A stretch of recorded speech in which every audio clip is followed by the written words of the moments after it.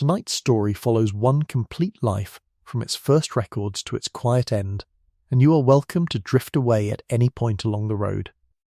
Somewhere in a candlelit room more than 5 centuries ago, a printer lifted a damp sheet from a wooden press and watched its black letters settle into the paper.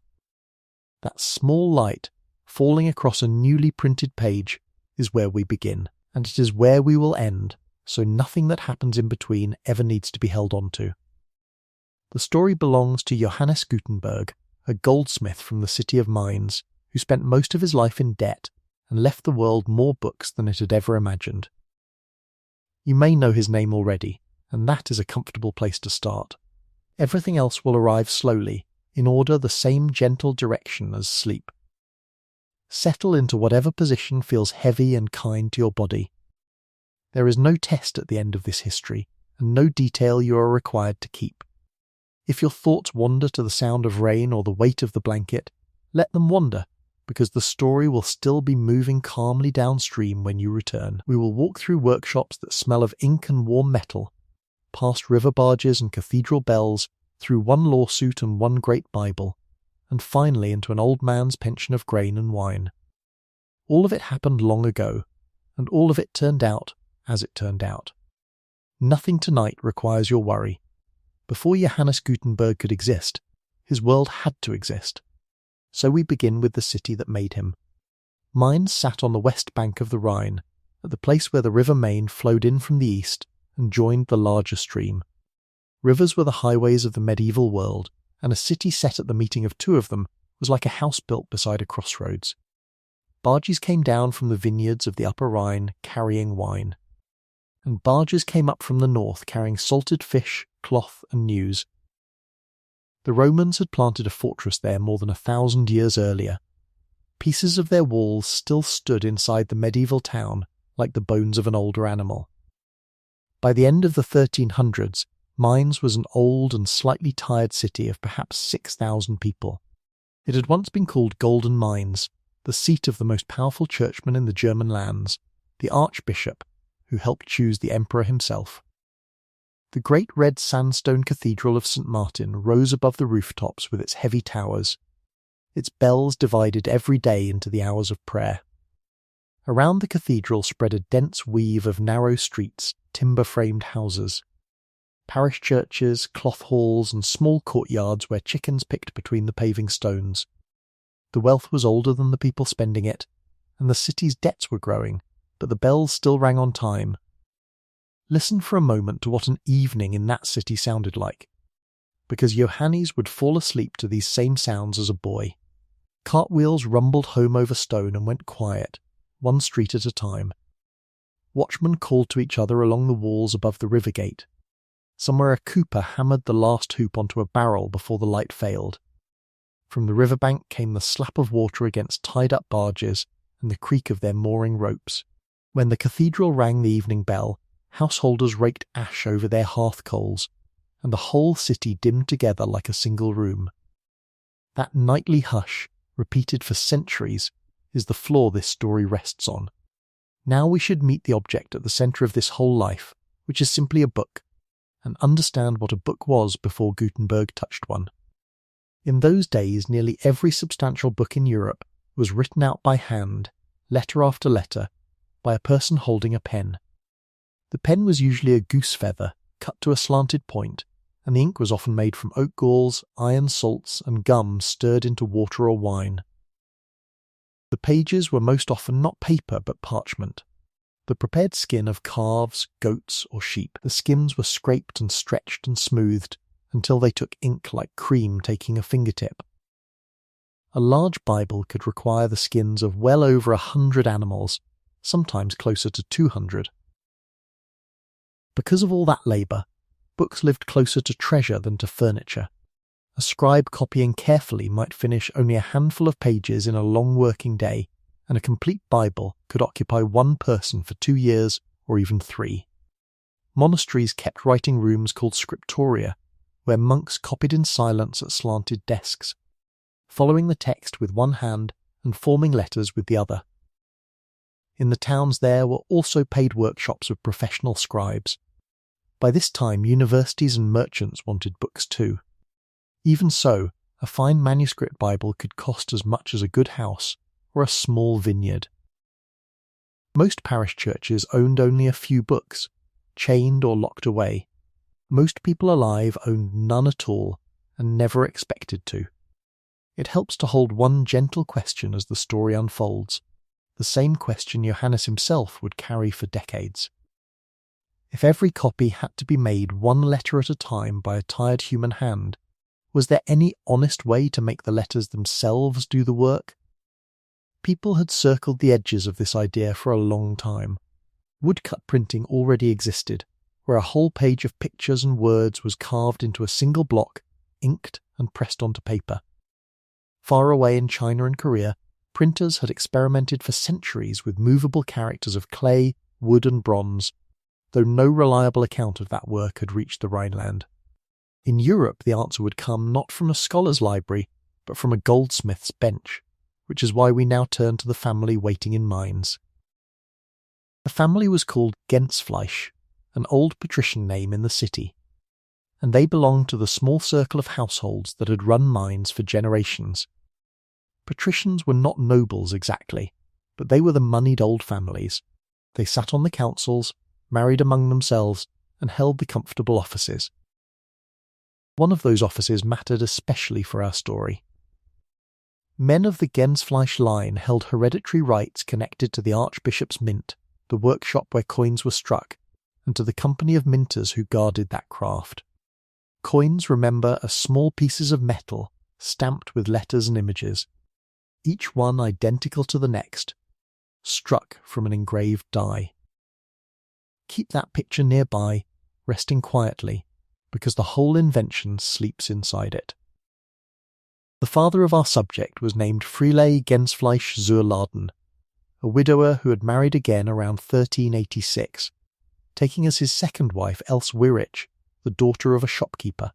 Friele was a man of property and standing, associated with the mint and with the cloth trade, the kind of citizen whose name appears in tax rolls and council records and almost nowhere else. The family lived in a large stone and timber house known as the Hof zum Gutenberg, a name that meant something like the Good Mountain or the Good Hill. In Mainz, as in many German cities, important houses had names of their own, and people were often known by the houses they lived in. That is how a boy born Gensfleisch would one day be called Gutenberg, after a building. The house has been gone for centuries, but the name it gave away is now printed somewhere on this earth many millions of times. Into that house, sometime around the year 1400, a third child of the second marriage was born and named Johannes, or Hen for short, a common pet form of the name. We do not know his birthday, and we do not even know the exact year. No baptismal record survives, because parish record-keeping in that era was thin, and nobody writes down the birth of a baby who has not yet done anything. Later documents let historians place his birth somewhere between the middle of the 1390s and about 1404, and the round year 1400 is the traditional compromise. It is worth noticing, right at the start, how much of this famous life rests on a small pile of legal papers. The man helped bring millions of printed words into being, and left us barely a paragraph about himself. Picture the childhood anyway, gently, using what is known about patrician boys of that time and place.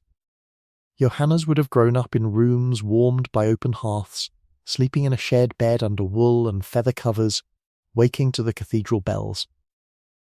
Breakfast was simple, bread and perhaps a thin ale or watered wine. Water alone was not always trusted.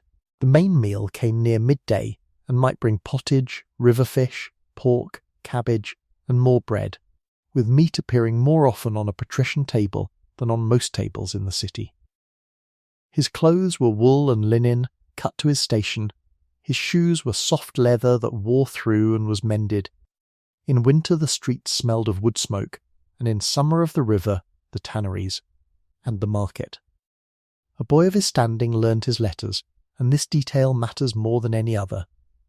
He was likely taught at a church school, perhaps under the shadow of the cathedral itself, where boys chanted Latin grammar until it stuck. The standard beginner's textbook across all of Europe was a short Latin grammar by Aelius Donatus, a Roman teacher from 1,000 years before. Copies of that little book wore out constantly under children's hands, and schools could never get enough of them. Hold that title loosely in your mind, the Donatus, because a few decades from now it will come back as one of the first things ever printed with movable type. Some historians also point to a Johannes de Alta Villa enrolled at the University of Erfurt around 1418, possibly a Johannes using the name of a family property at Eltville. It is a supported guess, not a certainty, and the story is calmer when we say so. Because his father belonged to the Fellowship of the Mint, Johannes almost certainly grew up close to metalwork of the finest kind. The Mint was where the Archbishop's silver was weighed, melted, alloyed, and struck into coins, and the minters formed a proud, closed company. A boy welcome in such rooms would have watched engravers cut letters backwards into hardened steel dies, tiny mirror writing that only became readable when stamped into soft metal. He would have seen the same die strike coin after coin, each one identical, hundreds in an afternoon. Nobody in the room thought of books while they worked, but the deep idea that one carefully made original could mother countless identical children was being pressed into him along with the sound of the hammers. The mines he grew up in was not a peaceful arrangement, and we should let a little honest weather into the story here, without alarm. The old patrician families and the craft guilds had been quarrelling for generations over taxes and seats on the city council. The guilds, the organised trades like weavers, bakers and smiths, wanted power to match their numbers, and the patricians wanted to keep what their grandfathers had held. Several times these quarrels boiled over, and when they did. Patrician families sometimes packed their goods and withdrew from the city until matters cooled. In 1411 more than 100 patricians left Mainz during such a dispute, and Friele Gensfleisch appears among them. The family seems to have retreated for a time downriver to Eltville, a small wine town on the Rhine where Else had inherited property. For young Johannes these upheavals meant something practical and formative, which is why they belong in a bedtime story at all. He learned early that standing and comfort could be argued away by councils, and that a family's security lived partly in movable things, in silver, skills and knowledge that could travel. He was a patrician by birth, but would spend his working life among craftsmen. Close to the guild world his family had been elbowing for decades. That double citizenship, gentleman by blood and mechanic by inclination, runs under everything he later did. Money, in particular, would follow him like a patient shadow. Because he was a younger son of a second marriage, his inheritance came mostly as annuities, yearly payments owed to him from city funds, rather than as a great estate. Annuities are comfortable while they are paid and awkward when they are not, and Mainz, sinking in debt, did not always pay. His father Friele died in 1419, and Johannes is named in documents connected with the inheritance, which is among the few early traces we have of him. Then the record goes quiet again, as records do. We know that in 1428 or so the city's troubles deepened and more patricians left, and we know that by 1430 Johannes was living outside Mainz. A document from that year, arranging a settlement between the city and its exiles, mentions him as not present in the city. His mother Else died in 1433, and the annuities and family arrangements were divided among the children. By then Johannes was a grown man in his 30s, trained in metalwork to a level his later work makes obvious, unmarried as far as anyone can tell, and living down the river in one of the great free cities of the empire. The road of his life had bent southwest, and it had bent towards Strasbourg. Strasbourg sat on the river Ill just west of the Rhine, a city perhaps 4 times the size of Mainz, rich, confident and famous for the tallest church tower then rising north of the Alps. Its cathedral of pink-red sandstone was still under construction, and the single finished spire would soon stand higher than anything else built by human hands in Europe. For a metalworker, Strasbourg was a generous place, full of goldsmiths, armourers, bell-founders, and merchants who could pay for fine work. Johannes appears in its records through the 1430s, and the records show a man busy exactly as we would hope. He polished gemstones and taught others to do it. He traded in materials. And at some point, quietly behind an ordinary door, he began spending unreasonable amounts of money on a project he refused to name. Since the record of his boyhood is thin, let us borrow the texture of the city itself for a while, because the city is well documented and he was soaked in it. Minds lived by its river and its market. On market days, the square filled before dawn with stalls of cabbages, onions, river fish, eggs and cheese from the villages, and with the sharper stalls of the spice sellers, whose pepper and saffron had travelled farther than anyone buying them ever would. Prices and measures were watched by sworn officials, because a city was, above all, an agreement about weights. Bread was the anchor of everything. The council fixed the size and price of the loaf, and when harvests failed upriver, everyone in every lane felt it within weeks. A patrician boy did not go hungry in such years, but he heard the difference in the streets, and children hear everything. The year itself moved to the church's rhythm, and that rhythm would have structured every childhood memory Johannes kept. Advent dimmed the city into candlelight and fasting, then Christmas broke it open. Lent stripped the tables again, fish and vegetables and patience, until Easter arrived with bells and meat and new clothes for those who could afford them. Saints' days scattered small rests through the working weeks. On great feasts, the relics of the cathedral were carried in procession under canopies, the guilds marching each behind its banner, the minters somewhere near the front, because coin and holiness both required trust. A boy at the edge of such a procession learned without words the deepest lesson of his century. That authority was a thing performed in public, with objects, in order. Work, too, had its visible order, and this is the world his later workshops copied. Every trade in mines that mattered was organised, formally or loosely, around masters, journeymen, and apprentices. A boy entered a master's house young, sometimes at 12 or 14, served for years, lived under the master's roof, and learned by hand and habit, rather than by book. A journeyman then wandered, often literally, working town to town for wages until he could prove a masterpiece and settle. The system was slow and jealous, but it did one thing supremely well. It preserved and transmitted skill across generations without writing much of it down, each pair of trained hands a living manuscript. When Gutenberg later swore his workmen to secrecy, he was not inventing anything. He was using the guild world's own oldest tool, the closed door of the workshop. Health, or the negotiation with its absence, shaped daily habits in ways worth a drowsy minute. The Great Plague had first swept the Rhineland half a century before his birth, and it returned in pulses through his whole lifetime, some years light, some terrible. People answered with what they had: processions, quarantines of a rough kind, herbs burned in sick rooms, and the steady medicine of routine. Meals came at fixed hours. Sleep often came in two stretches, an early sleep after dark and a second sleep toward dawn, with a quiet, wakeful spell between them that people used for prayer or low talk. Candles and lamp oil were dear, so most households simply folded their lives around the daylight.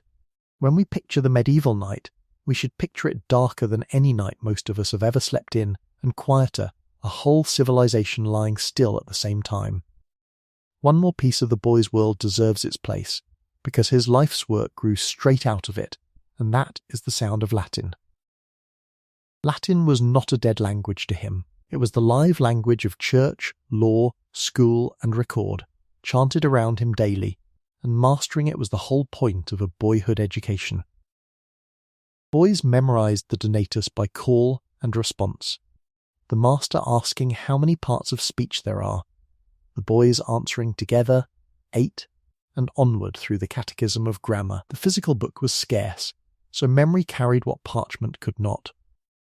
Hold that scene, rows of boys reciting a text too expensive for each of them to own, and you can feel the precise shape of the hole in the world.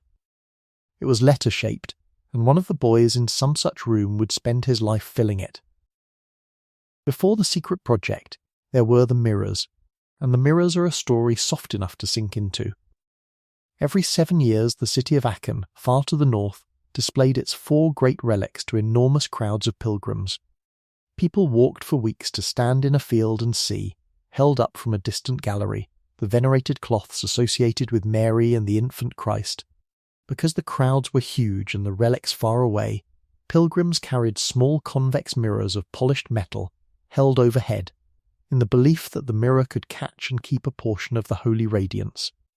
A pilgrim badge with a little mirror set into it was both a souvenir and, to the buyer, a vessel of grace. Tens of thousands of pilgrims meant tens of thousands of mirrors, and somebody had to make them. Johannes Gutenberg organised exactly that business in Strasbourg in the late 1430s. He formed a partnership with a citizen named Hans Riffer, and soon two more men bought their way in, Andreas Dritzen and Andreas Heilmann, each paying for the privilege of learning Gutenberg's methods. The mirrors were cast from a bright metal alloy and finished in quantity. That alone tells us how Gutenberg's mind worked. He was not interested in making one beautiful thing for one wealthy buyer. He was interested in making many identical things at a controlled cost for a crowd he knew was coming. It is the thinking of the mint applied to the market fair, and it would soon be applied to something far larger. Then came a small human piece of bad luck.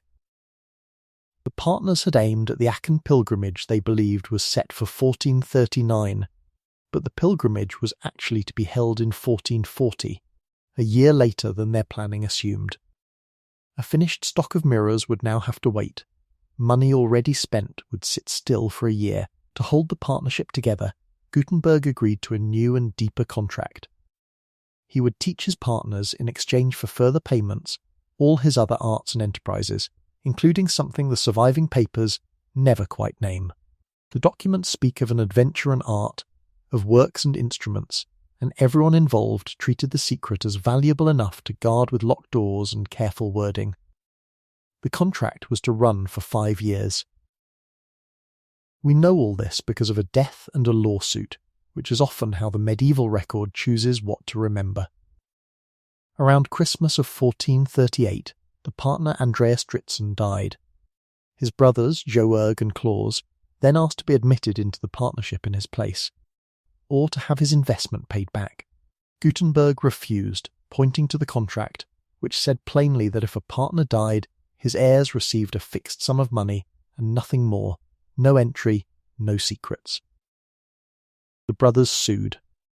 Through 1439 the case moved through the Strasbourg court, witnesses were called, and their testimony was written down.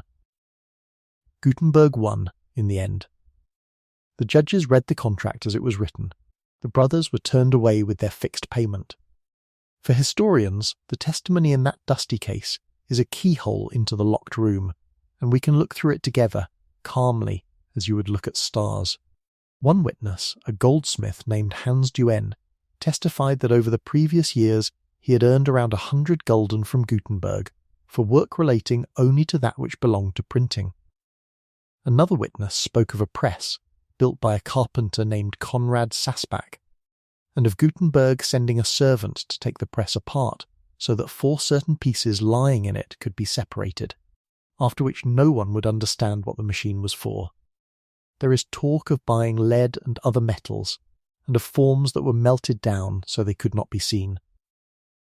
A press, lead, forms, and the actual word printing, all in the 1430s, all around one man. Now a careful storyteller has to breathe out slowly here and say what this does and does not prove. It does not prove that Gutenberg had already printed a page, and no printed page from Strasbourg in those years survives. The word the witness used may have carried meanings connected to pressing or stamping more broadly, and scholars have argued gently about it for 2 centuries. What the testimony does establish is that through the 1430s Gutenberg was spending serious money on a secret craft involving a wooden press, metal that could be melted and reshaped, pieces designed to be separated, and skilled goldsmith labour. Whatever we call that, it is the workshop stage of the idea that would remake the world, and it was already alive 20 years before the famous Bible.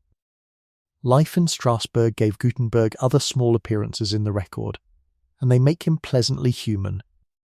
He was taxed on stocks of wine, a comfortable quantity of it, which suggests a household that entertained, or a man who liked his cellar. A woman named Enlyn brought a case against him concerning a promise of marriage, and the outcome is unknown, and no wife or child of his ever appears in any later document. He once had a debt claim against Mainz itself for those unpaid family annuities, and he pressed it by having the town clerk of Mainz briefly detained when the man passed near Strasbourg, which was a legal, if sharp-elbowed, way for creditors to force a settlement. He then released the claim, likely under diplomatic pressure. He was, in short, a determined man about money, neither rich nor poor, always leveraged, always circling his own plans. The 5-year secret contract with his partners would have run out in the middle 1440s, and around then Strasbourg's records let go of him. His name appears in a tax context in 1444, and after that, for 4 years, nothing survives anywhere. Those silent years sit in the story like a dark, restful valley, and sleep researchers of the imagination may place him wherever they like, refining his letter moulds by candlelight. When the record finds him again, in October 1448, he is back home in Mainz, and he is borrowing money. A relative named Arnold Gelthus arranged a loan of 150 gulden on his behalf, secured against annuities. A man in his late 40s had come back to his family's city with a nearly finished idea and empty pockets, which is among the oldest and most hopeful combinations in human history. Here the story pauses at its halfway ridge, and the shape of the land ahead is easy to feel. Behind lies the long formation, the mint, the mirrors, the lawsuit, the secret press. Ahead lies one workshop, one partnership, one great book, and one painful accounting. Let your breathing slow to the pace of a scribe's hand, and we will walk down into the workshop years, where the smell of ink finally enters the story for good. It is worth pausing inside those Strasbourg years to feel how a skilled man actually made his living, because Gutenberg's daily crafts were beautiful in themselves, and they all fed the invention. Gem polishing, for one, was patient optics before anyone used the word. A polisher worked stones against wheels and laps dressed with fine abrasives, judging progress by eye against the light, learning exactly how pressure, speed, and grit size traded against each other. Teaching it, as Gutenberg did for payment, meant breaking an intuitive skill into steps a student could repeat, which is the same mental act as designing a workshop where ordinary workmen can produce extraordinary pages. Craft teaching, done seriously, is a rehearsal for engineering, and he was rehearsing for years. The mirror business, meanwhile, taught him quantity, and quantity has rules of its own. To cast hundreds or thousands of small convex mirrors, the partners needed moulds that could be reused, metal mixed in batches that behaved the same every time, and a finishing process apprentices could learn quickly. Any flaw repeated itself down the whole production run, so the discipline of getting the master pattern right, before committing metal to it, was drilled into everyone involved. Add to this the calendar pressure of a pilgrimage with a fixed date, and you have, in miniature, every pressure the Bible workshop would later face: capital laid out long before revenue, precision multiplied by repetition, and a market that arrived all at once. The mirrors have almost all vanished, as cheap sacred souvenirs do. The habits they taught did not vanish. The pilgrimage economy behind those mirrors is a world worth a moment of its own, since it explains why sensible investors funded the scheme. Achen's showing of relics drew crowds that chroniclers, prone as ever to round numbers, counted in the tens of thousands on peak days, pilgrims sleeping in barns, fields and boats along the roads. Towns along the route made a season's income in weeks. Badge makers, innkeepers, ferrymen and food sellers all planned around the 7-year rhythm as farmers plan around harvest. A stake in a well-run mirror workshop ahead of an Aachen year was, by the standards of the day, a reasonable speculation, respectable enough for solid citizens like Hans Riff to join. Gutenberg's genius was never for wild ideas. It was for aiming careful production at a certain crowd, and the pilgrims were merely his first certain crowd. His Strasbourg decade also shows us the legal machinery that made such ventures possible, and since that machinery later broke his heart in Mainz, We should admire it here while it worked. Partnership contracts of the time were precise instruments. They named the capital each man brought, the term of years, the shares of profit, and, crucially, what happened upon a partner's death, because death was frequent and partnerships had to survive it. The Dritzen contract's death clause, the one that kept the brothers out and the secret in, was standard prudence, not coldness. Sworn witnesses, city courts, and notaries stood ready to enforce such agreements even against grieving families, and they did. A world without patents protected invention with exactly two tools, secrecy and contract, and Gutenberg used both with the skill of a man who had grown up among lawyers' Latin. And, through all of it, notice how steadily the materials of the future kept assembling themselves around him, like a bed being quietly made. Lead and tin in the mirror metal, presses in the courtyards of every Rhineland wine-grower and papermaker he passed, steel gravers and punches on every goldsmith's bench he worked beside, paper arriving in reams from the new mills, cheaper each decade. Latin schoolbooks wearing out in every town he traded through, wine in his cellar, lawsuits in his file chest, and one unnamed art in his locked back room. Growing. Whatever happened in that room through the 1440s, the world outside it was already fully stocked for what came next. All that history still needed was for one stubborn borrower to move home to Mainz. And, as we have seen, in 1448 he did. To understand what Gutenberg actually invented, it helps to lie back and take the problem apart slowly, piece by piece, the same way he had to. The goal sounds simple when spoken into a dark room, make many copies of a text without a scribe. But carving a whole page into one woodblock, as block printers already did, only trades one slow labour for another, because every new page needs a new carving, and a mistake ruins the entire block. The deeper answer was to break the page down into its smallest reusable parts, the individual letters, and to make each letter a separate little piece of metal. Then any page could be assembled from the same bin of letters, printed hundreds of times, and taken apart again, the letters returning to their boxes like bees to a hive. Saying that idea is easy, and people in several centuries and several lands had said it. Making it work is a chain of hard, connected problems, and Gutenberg's real genius was solving the whole chain at once. Think about what a page of type demands. Every letter E must be identical to every other E, or the line looks diseased. Every piece must be exactly the same height, or some letters will print black, while their neighbours print ghostly or not at all.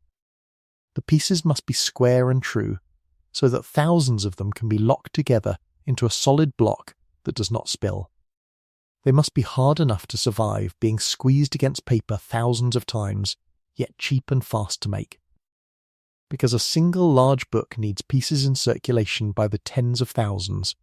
No craftsman in Europe knew all the answers. But a goldsmith from a minting family knew where every answer would come from. The chain began with a punch, and here his first trade speaks directly. A punch was a small bar of hard steel, on the tip of which an engraver carved one single letter, backwards, in raised relief. This was exquisite, patient work under a lens of experience, the same skill used to cut the dies that stamped coins. A skilled hand might spend a day or days perfecting one letter. That sounds slow, but notice the beautiful economy hiding in it. The punch was not the letter that printed the page. The punch was the letter's grandmother, made once, kept for years, capable of fathering an unlimited family.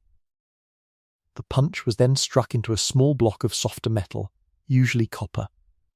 One clean hammer blow was enough. The blow left the letter sunk into the copper as a crisp, right-reading hollow. This copper block, trimmed and squared, was called a matrix, which is simply the Latin word for a mother. Now the letter existed as a mould cavity, and moulds are what metalworkers pour things into. If you poured molten metal against the matrix, it would fill the hollow and harden into a raised backwards letter again, ready to be inked. Strike one punch into several coppers, and you could cast the same letter in several molds at once. The alphabet had become a family of tools, each generation making the next. But between the matrix and the finished piece of type stood the subtlest device of all, and many historians consider it the true heart of the invention. It is usually called the adjustable hand mold. Letters are not all the same width. An I is a slender thing, and an M is broad. Yet both must be cast on bodies of exactly equal height and depth, so they lock together in a line. Gutenberg's mold, as the craft has known it since, was a small instrument of 2L-shaped halves that slid against each other, opening wider for an M and narrower for an I, while keeping every other dimension fixed. The matrix for the wanted letter clipped into the bottom. The caster held the mold in one hand, poured molten metal in with a quick jerk to drive it into every corner, opened the halves, and flicked out a finished piece of type. Then again. And again. A practiced caster could make several hundred pieces in a working day, perhaps a few thousand on a very good one. Identical soldiers, poured like water. Even the metal itself had to be invented, and this detail is worth turning over slowly because it glows. Pure lead was too soft and printed mushy edges after heavy use. Harder metals melted at temperatures that would ruin the copper matrix and slow the casting rhythm. The printer's answer, worked out in these first decades, was an alloy, mostly lead, sweetened with tin to help it pour, and stiffened with antimony, a brittle silvery metal with a strange and useful habit. Most metals shrink as they cool, pulling away from the mold and blurring the fine lines. Antimony resists that shrinking, so the alloy hugs every hairline of the matrix as it hardens, and the cast letter comes out crisp as a frost pattern. Analysis of early printing and the long tradition of the trade both point to this family of mixtures. A recipe like that is not found in a week. It is found across years of ruined batches, and nobody wrote us a diary of the failures. Now the letters existed by the boxful, and the next problems were arranged around a slanted wooden tray. A workman called a compositor stood before cases of type, the letters sorted into little compartments, and picked them out one by one, reading his manuscript copy from a stand. He set the letters into a hand-held metal angle called a composing stick, building a line, spacing the words with blank pieces so each line came out exactly the same length. Finished lines were slid onto a tray until a full page stood assembled. Then the page was bound tight with cord and locked with wedges into an iron frame. A locked page of type was a single heavy object, thousands of pieces gripped so firmly that a man could lift it like a tile. If he dropped it, the shop had a word for the result, and the word has come down to us. The type was pied, a scrambled ruin, hours of work poured back into the sorting boxes. Ink was the next invention hiding inside the invention. Scribes' ink was thin and watery, made to flow from a pen, and on metal type it beaded up like rain on a waxed boot. The printers needed something closer to what painters in the Netherlands had recently perfected. An oil-based varnish. Early printing ink was made from lampblack, fine soot gathered from burning oil or resin, ground into boiled linseed oil until it became a sticky, glossy paste. Modern analysis of the earliest minds printing has found the ink unusually rich in copper and lead compounds, which is part of why those pages still shine faintly, almost like dark metal, after 5.5 centuries.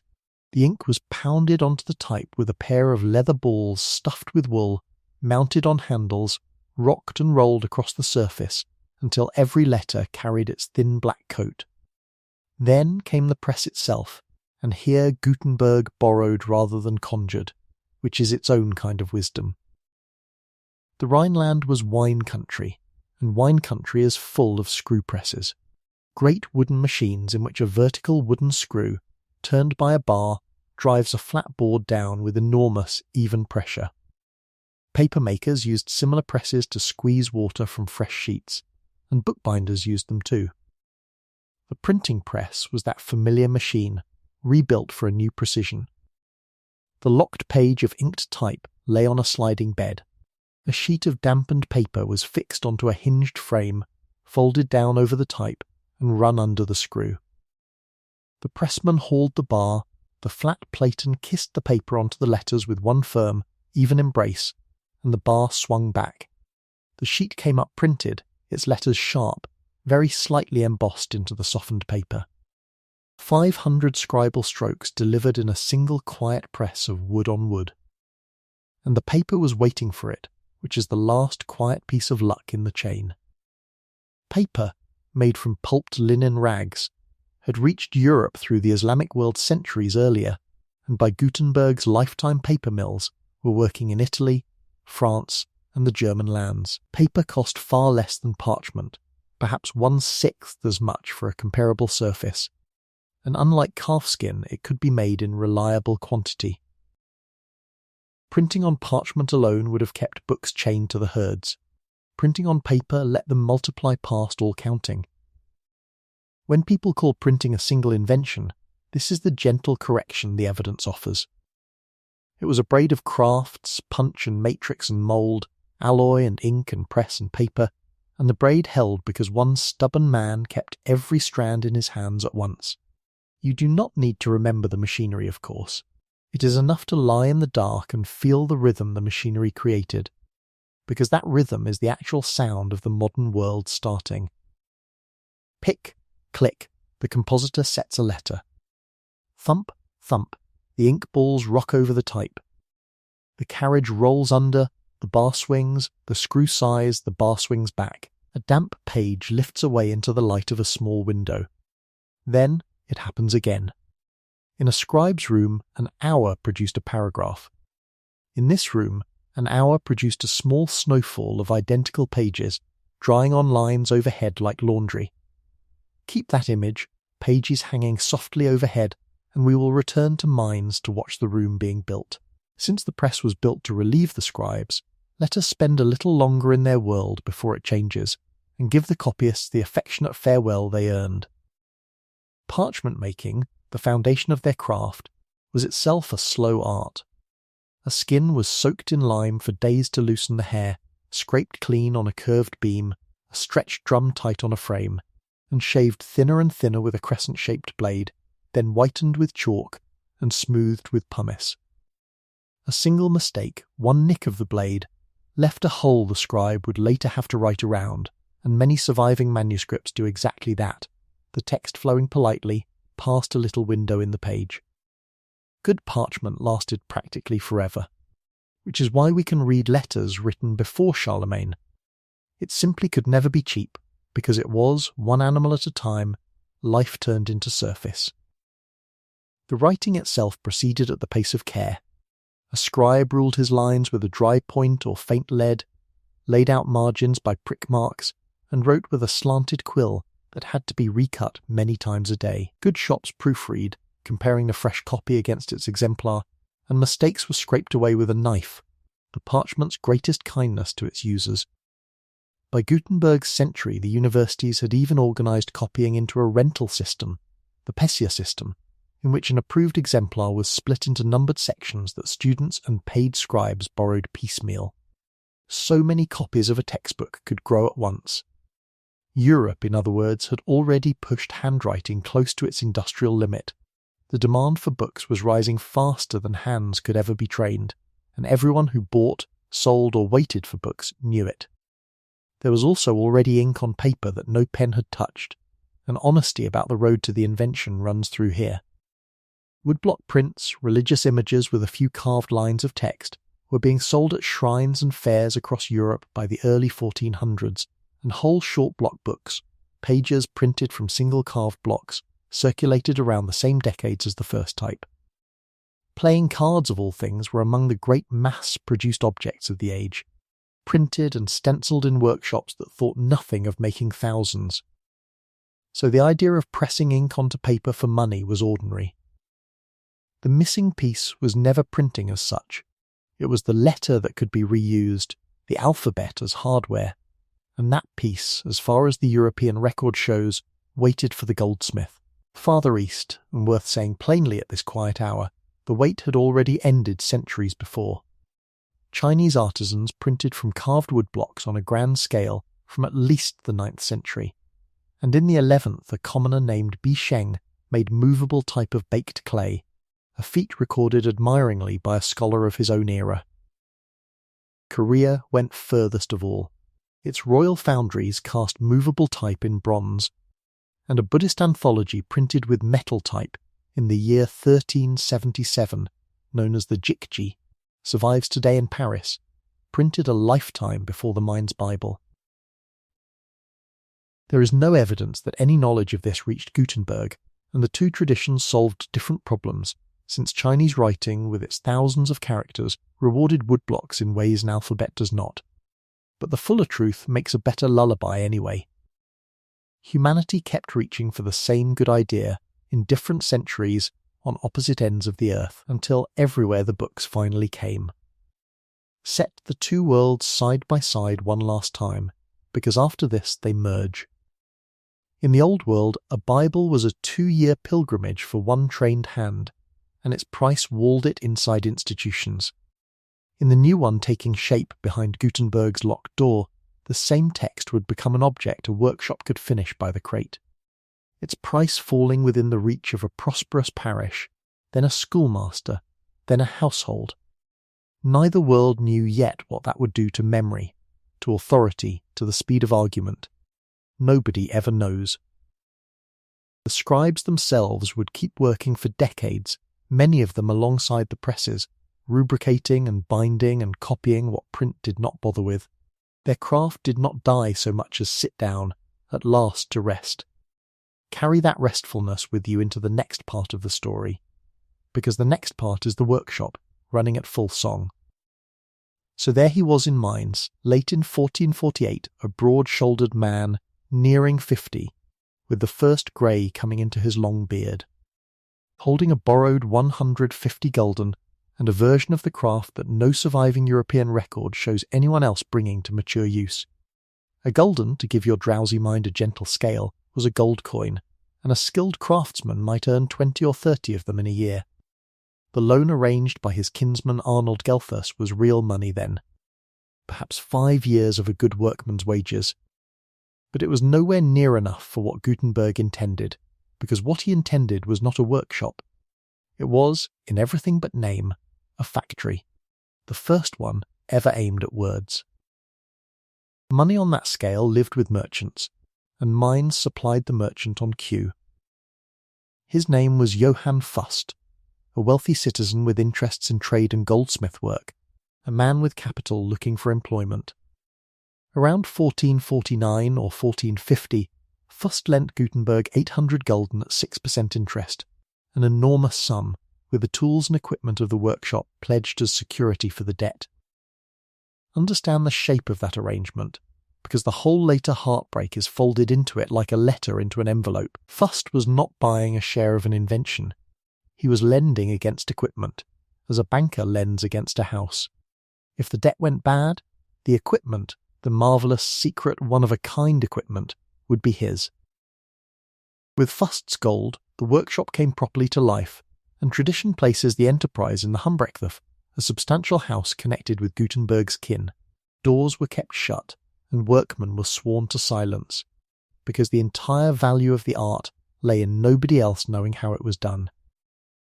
Inside, the rooms filled with the equipment we have already met in miniature. Cases of type in their hundreds of compartments, the casting bench with its little furnace, crucibles of grey alloy, and the hand moulds. Stone slabs for grinding ink, the tall oak press, and then more presses beside it, and lines strung overhead for drying sheets. The air took on the workshop's permanent smell, linseed varnish, charcoal, warm metal, damp paper, and underneath it the faint sweetness of the wine cellar such houses usually kept. The first products, sensibly, were small, and here the schoolbook from Johannes's childhood comes walking back into the story. Among the earliest Mainz printing that survives are pieces of the Donatus, that short Latin grammar every schoolboy in Europe wore to rags. Fragments of many different early editions have been found, often pulled out of old book bindings, where worn-out pages had been recycled as stiffening. For a business, grammars were perfect.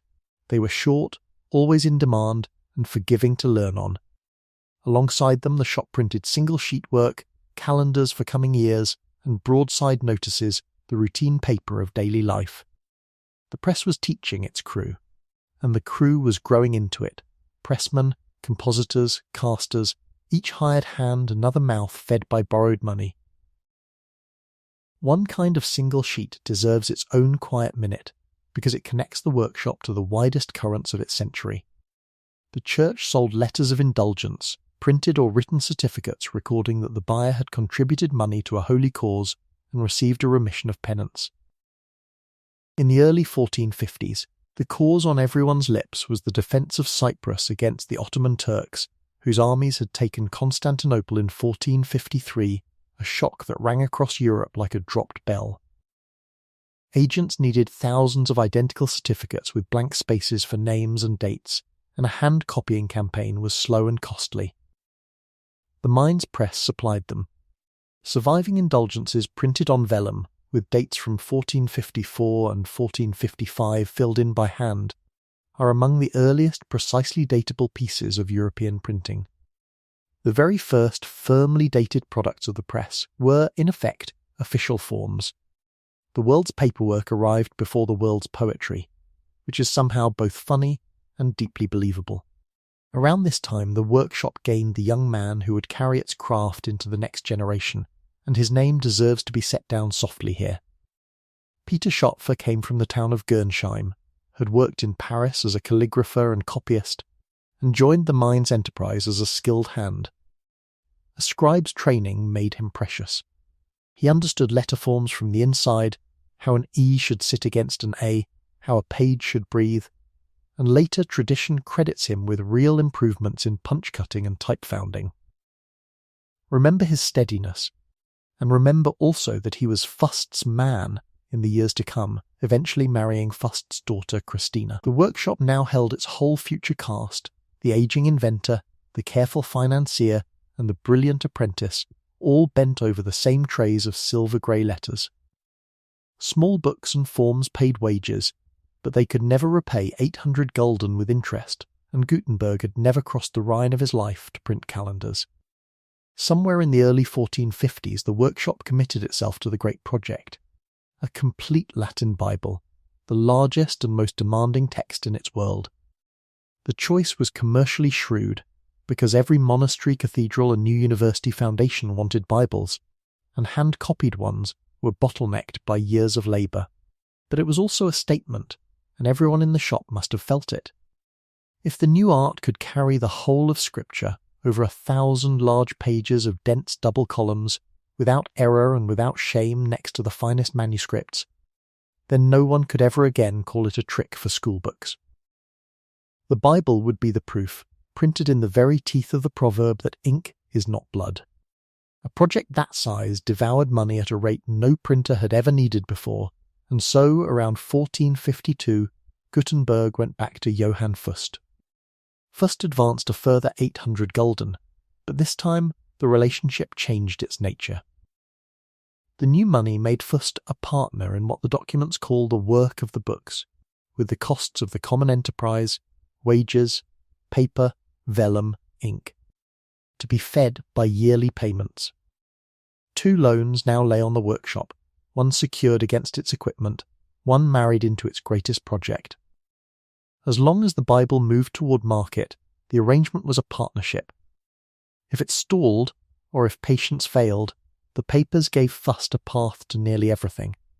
Gutenberg signed, because inventors sign. The alternative was to stop, and stopping was the one craft he had never learned. Before the great book begins, give a thought to the crew, because a workshop is people before it is machinery, and these particular people were living strange historic lives without knowing it. The Mainz enterprise at its height employed, by most estimates, somewhere between 12 and 25 men, and every one of them had been something else first. The compositors had likely been scribes or clerks, men whose Latin was strong enough to untangle an abbreviated exemplar. The casters and punch-cutters came from the goldsmiths.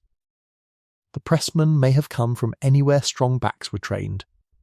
and the proofreaders, checking wet pages against copy by lamplight, needed the pickiest eyes in the house.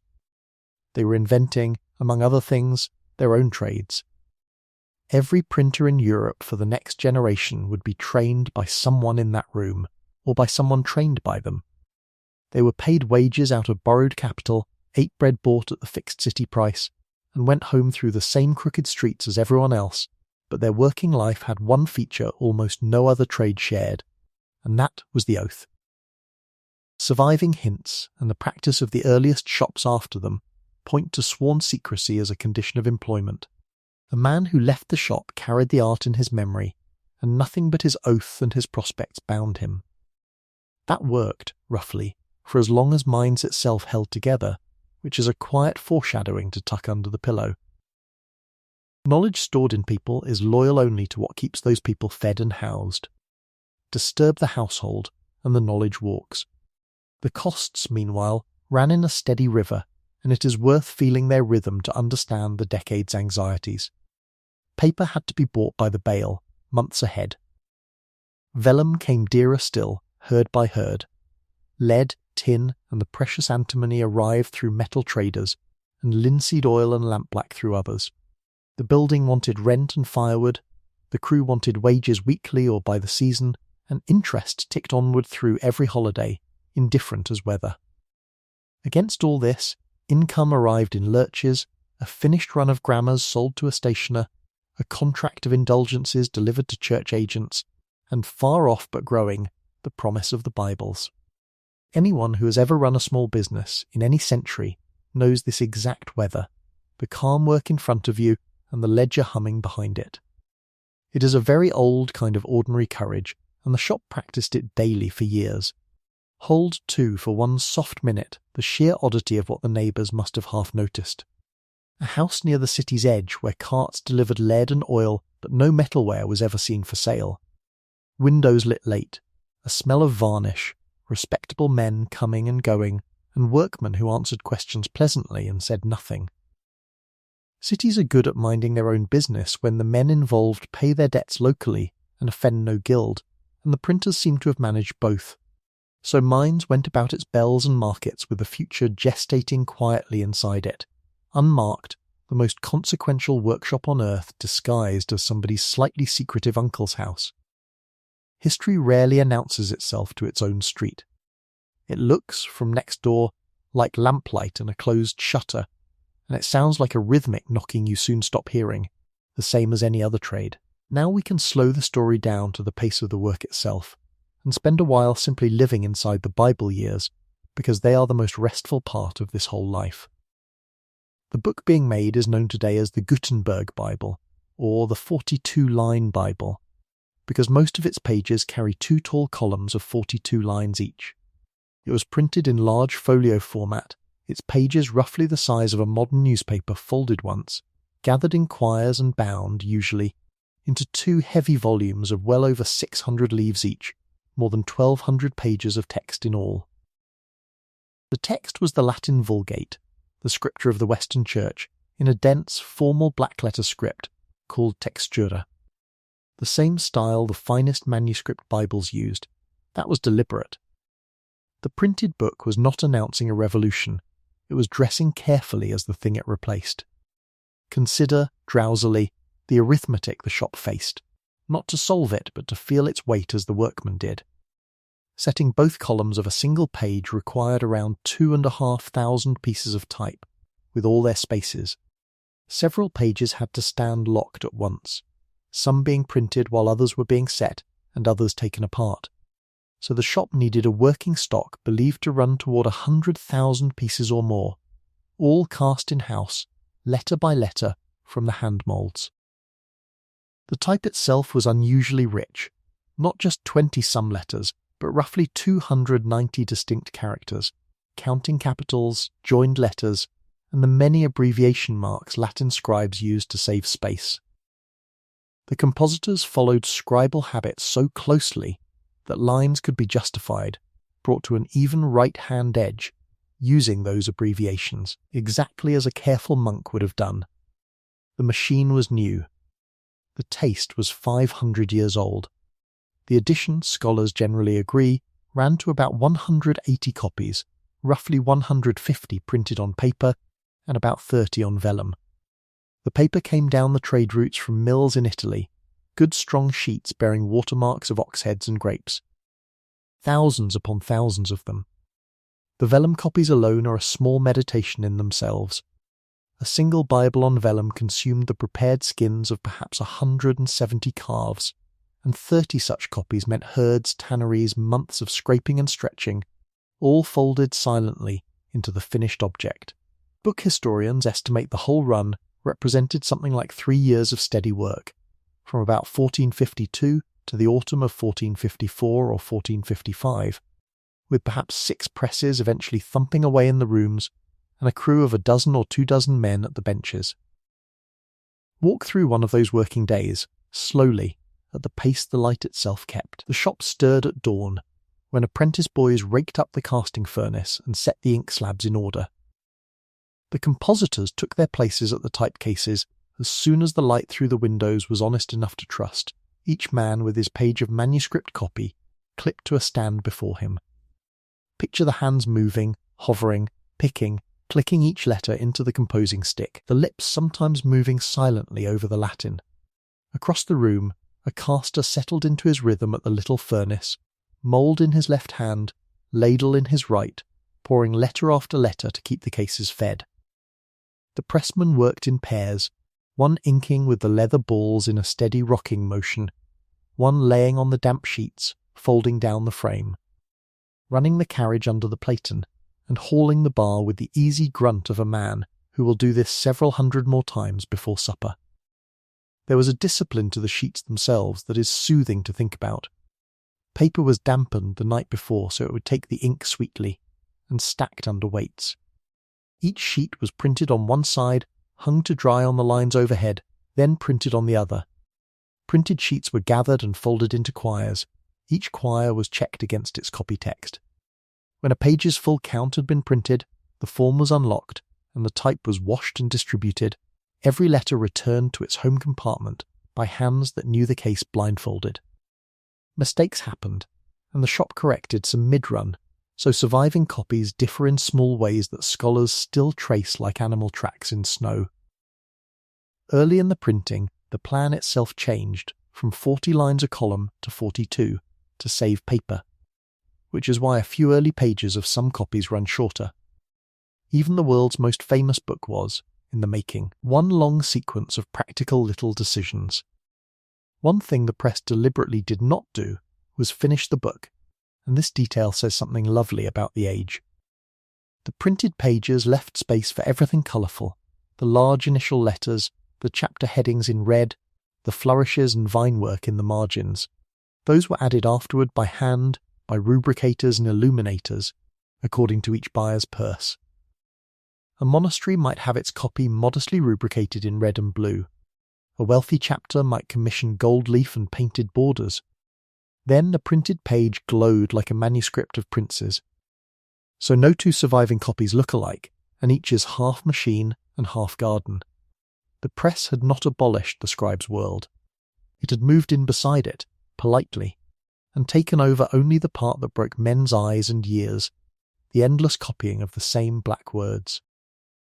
Through all of this, remember, the money clock was ticking, and it is worth feeling that quietly, without any thriller drumbeat, because the men in the shop felt it every day.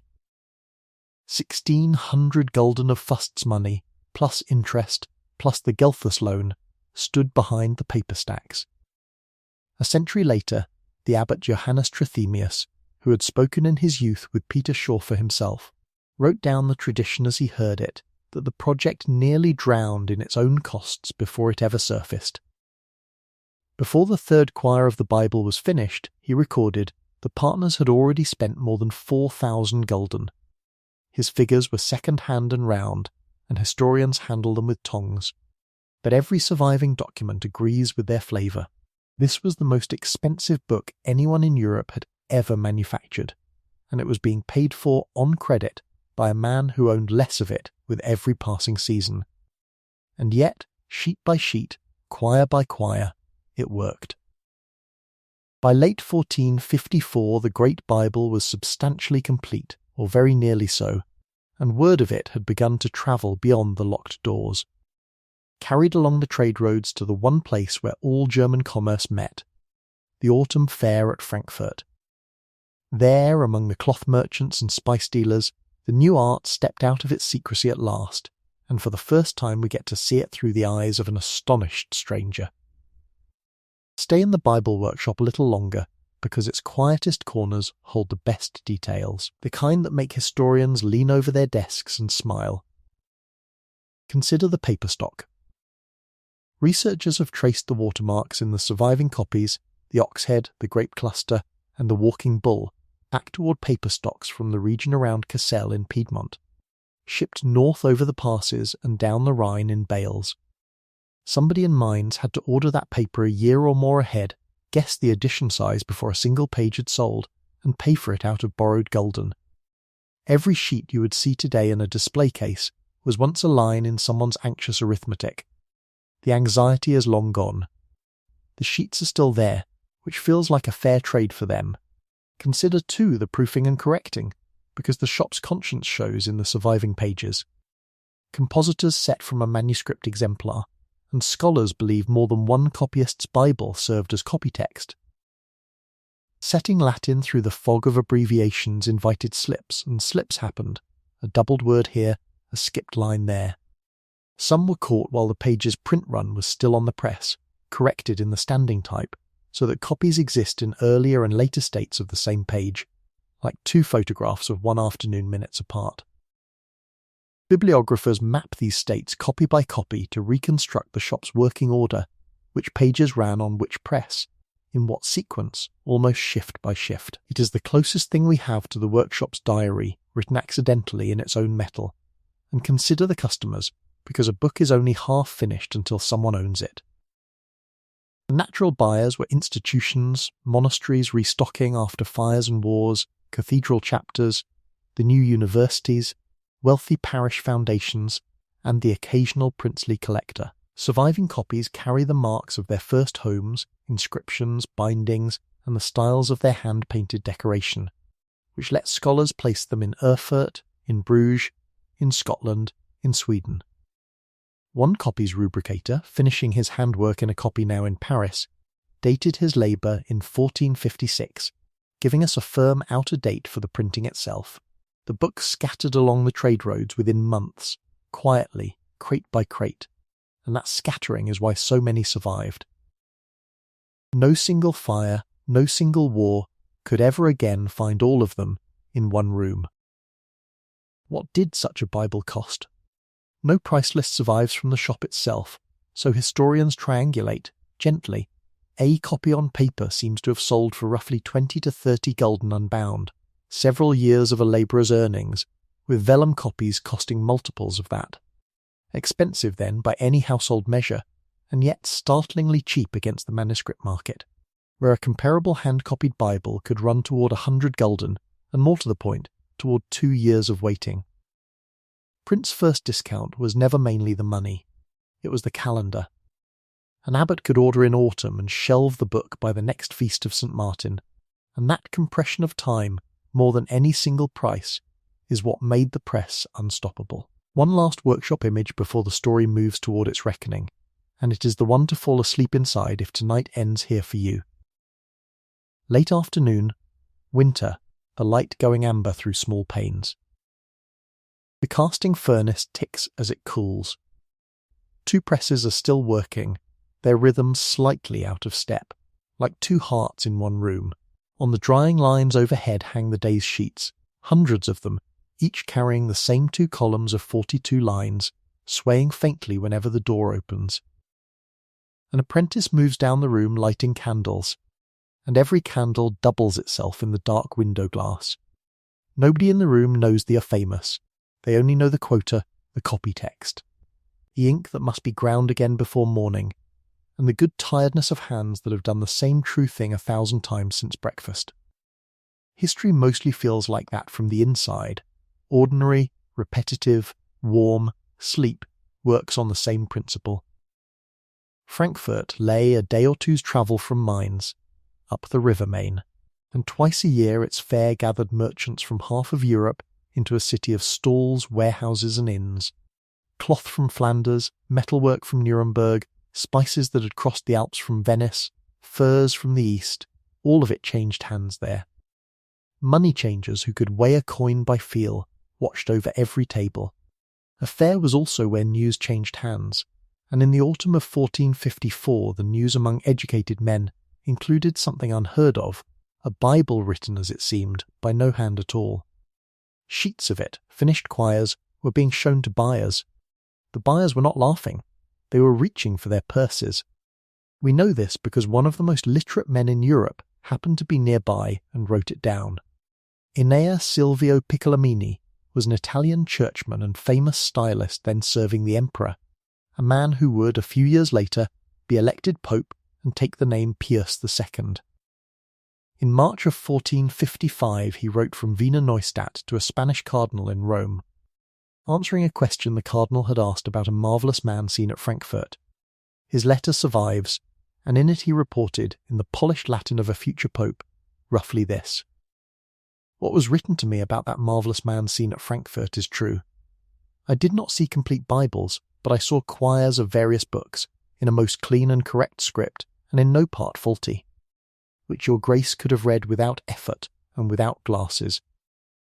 He went on, and his practical details are the sweetest part, because they show the invention already behaving like a business.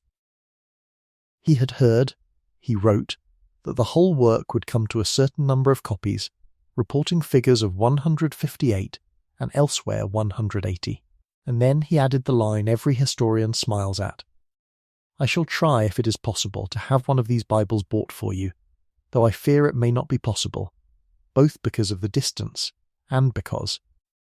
So they say, even before the volumes were finished, there were buyers ready and waiting for them. Sold out before publication, in other words. A book that did not officially exist yet had a waiting list of cathedrals, and a future pope could not promise to get his patron a copy. Notice gently what is missing from that famous letter, because the absence tells its own quiet story. Piccolomini names no printer. He speaks of a marvellous man, but Gutenberg's name appears nowhere, and indeed the Bible itself, when finished, carried no name, no date, and no place. Not one word in its 1,200 pages says who made it or how. Some of that silence was habit, since manuscripts rarely signed themselves either.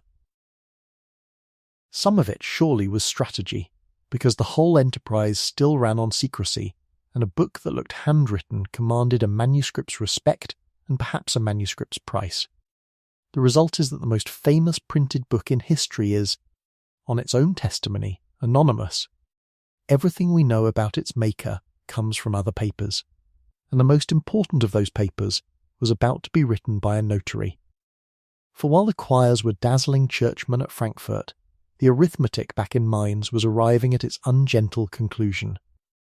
Johann Fust had put roughly 1,600 gulden into Gutenberg's hands across half a decade, and by the accounting rules of the day, the interest had been quietly compounding on top. The Bible was printed, but printing is not the same as being paid.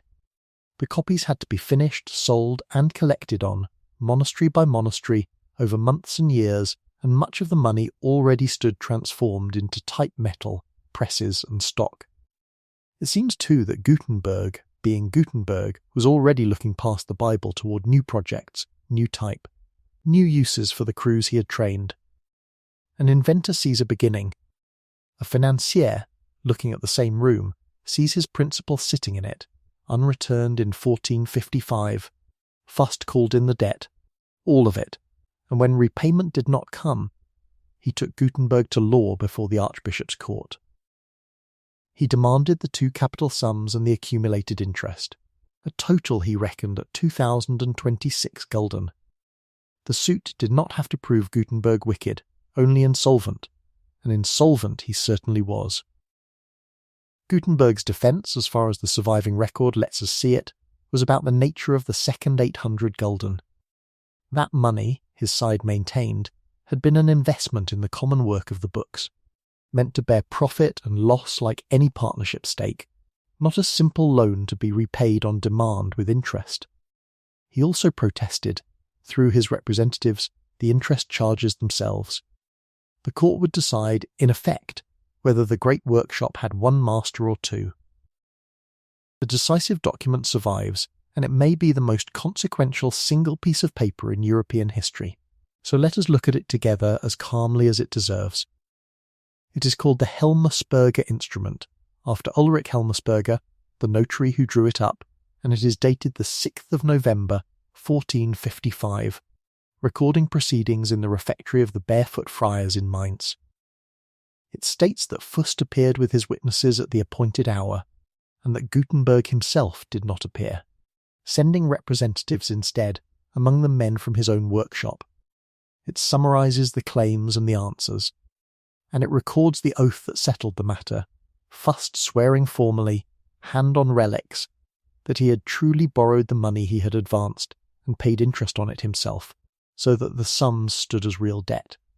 The judgment that emerges from the instrument's careful Latin and German is narrower than legend remembers, and the true version is actually easier to rest with. The court did not simply hand everything to Fust. It ruled, in essence, that Gutenberg must render account of all receipts and expenditures concerning the work to their common profit, and repay what was properly loan rather than partnership money, with the pledged equipment standing behind the obligation. But narrow rulings against a man with no cash have wide consequences. Gutenberg could not pay. So the security clauses woke up, and the pledge came due. Fust took over the Bible enterprise, its finished stock, and the equipment his money had secured, and he took its finest craftsmen too, for Peter Schoffer, the scribe turned type founder, had testified on Fust's side, and now became his partner. The locked doors of the Humbrechthof still guarded the great secret. They simply no longer opened for the man in his 50s, grey-bearded now, who had spent 30 years assembling what stood behind them. Breathe slowly here, because the story itself does. Every version of this night in 1455 wants to become a melodrama, the cruel banker and the robbed genius, and the documents simply do not support the opera. Fust had risked a fortune for years on an unproven art, and the law gave him what the contract said.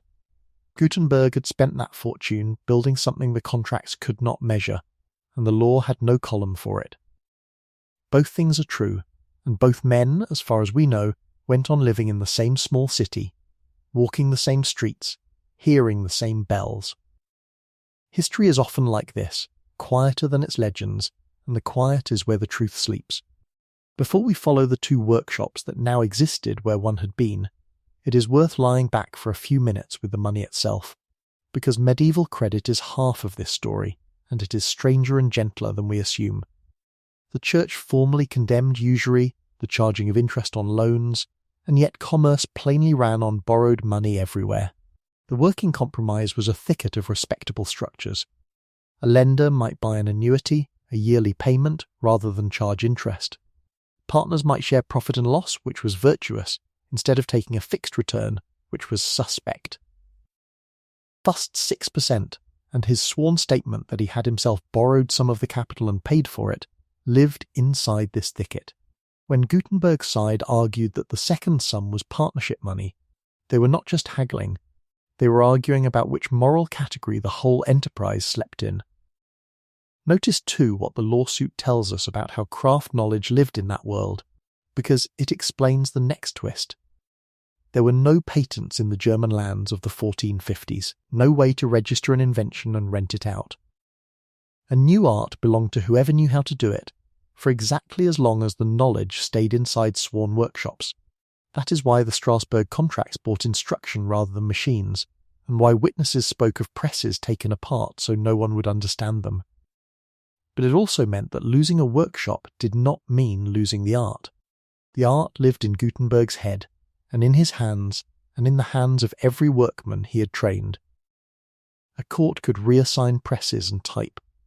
It could not unteach a man his own craft, and the following decade shows that it did not. Nor was Gutenberg left with nothing. though the ledger of exactly what he kept has worn thin. The judgment reached the equipment pledged to Fust and the materials of their common Bible enterprise. But typographic evidence, the study of the actual letter forms in surviving books, shows that the older, smaller type used for the early Donatus grammars and the calendars went on being used on Gutenberg's side of the fence, not Fust's. Historians therefore picture a second, humbler workshop remaining to him, perhaps in another family building stocked with the earlier generation of his tools. He was somewhere near 60, deep in a lifetime's habit of borrowed money, publicly stripped of his masterpiece. The record of the next years is thin, but it is the thinness of quiet work, not of ruin, and thin records have carried this story before. On Fust's side of the city, meanwhile, the enterprise moved with the smoothness of good capital and settled skill, and honesty requires this part of the story to be told warmly too.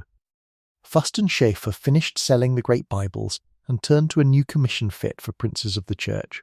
It was a giant psalter, the Book of Psalms as sung in the cathedral choir. They printed it on vellum, in enormous letters a singer could read by candlelight from an angled lectern, and they solved a problem that had defeated even the Bible workshop. The psalter's great decorated initials were printed in two colours, red and blue, in perfect register with the black text, apparently by inking separate nested pieces and printing them together. 5.5 centuries later, its pages still look wet with colour, and printers still speak of the book with lowered voices. The Mainz Psalter appeared on the 14th of August, 1457, and it carried something no book had ever carried before.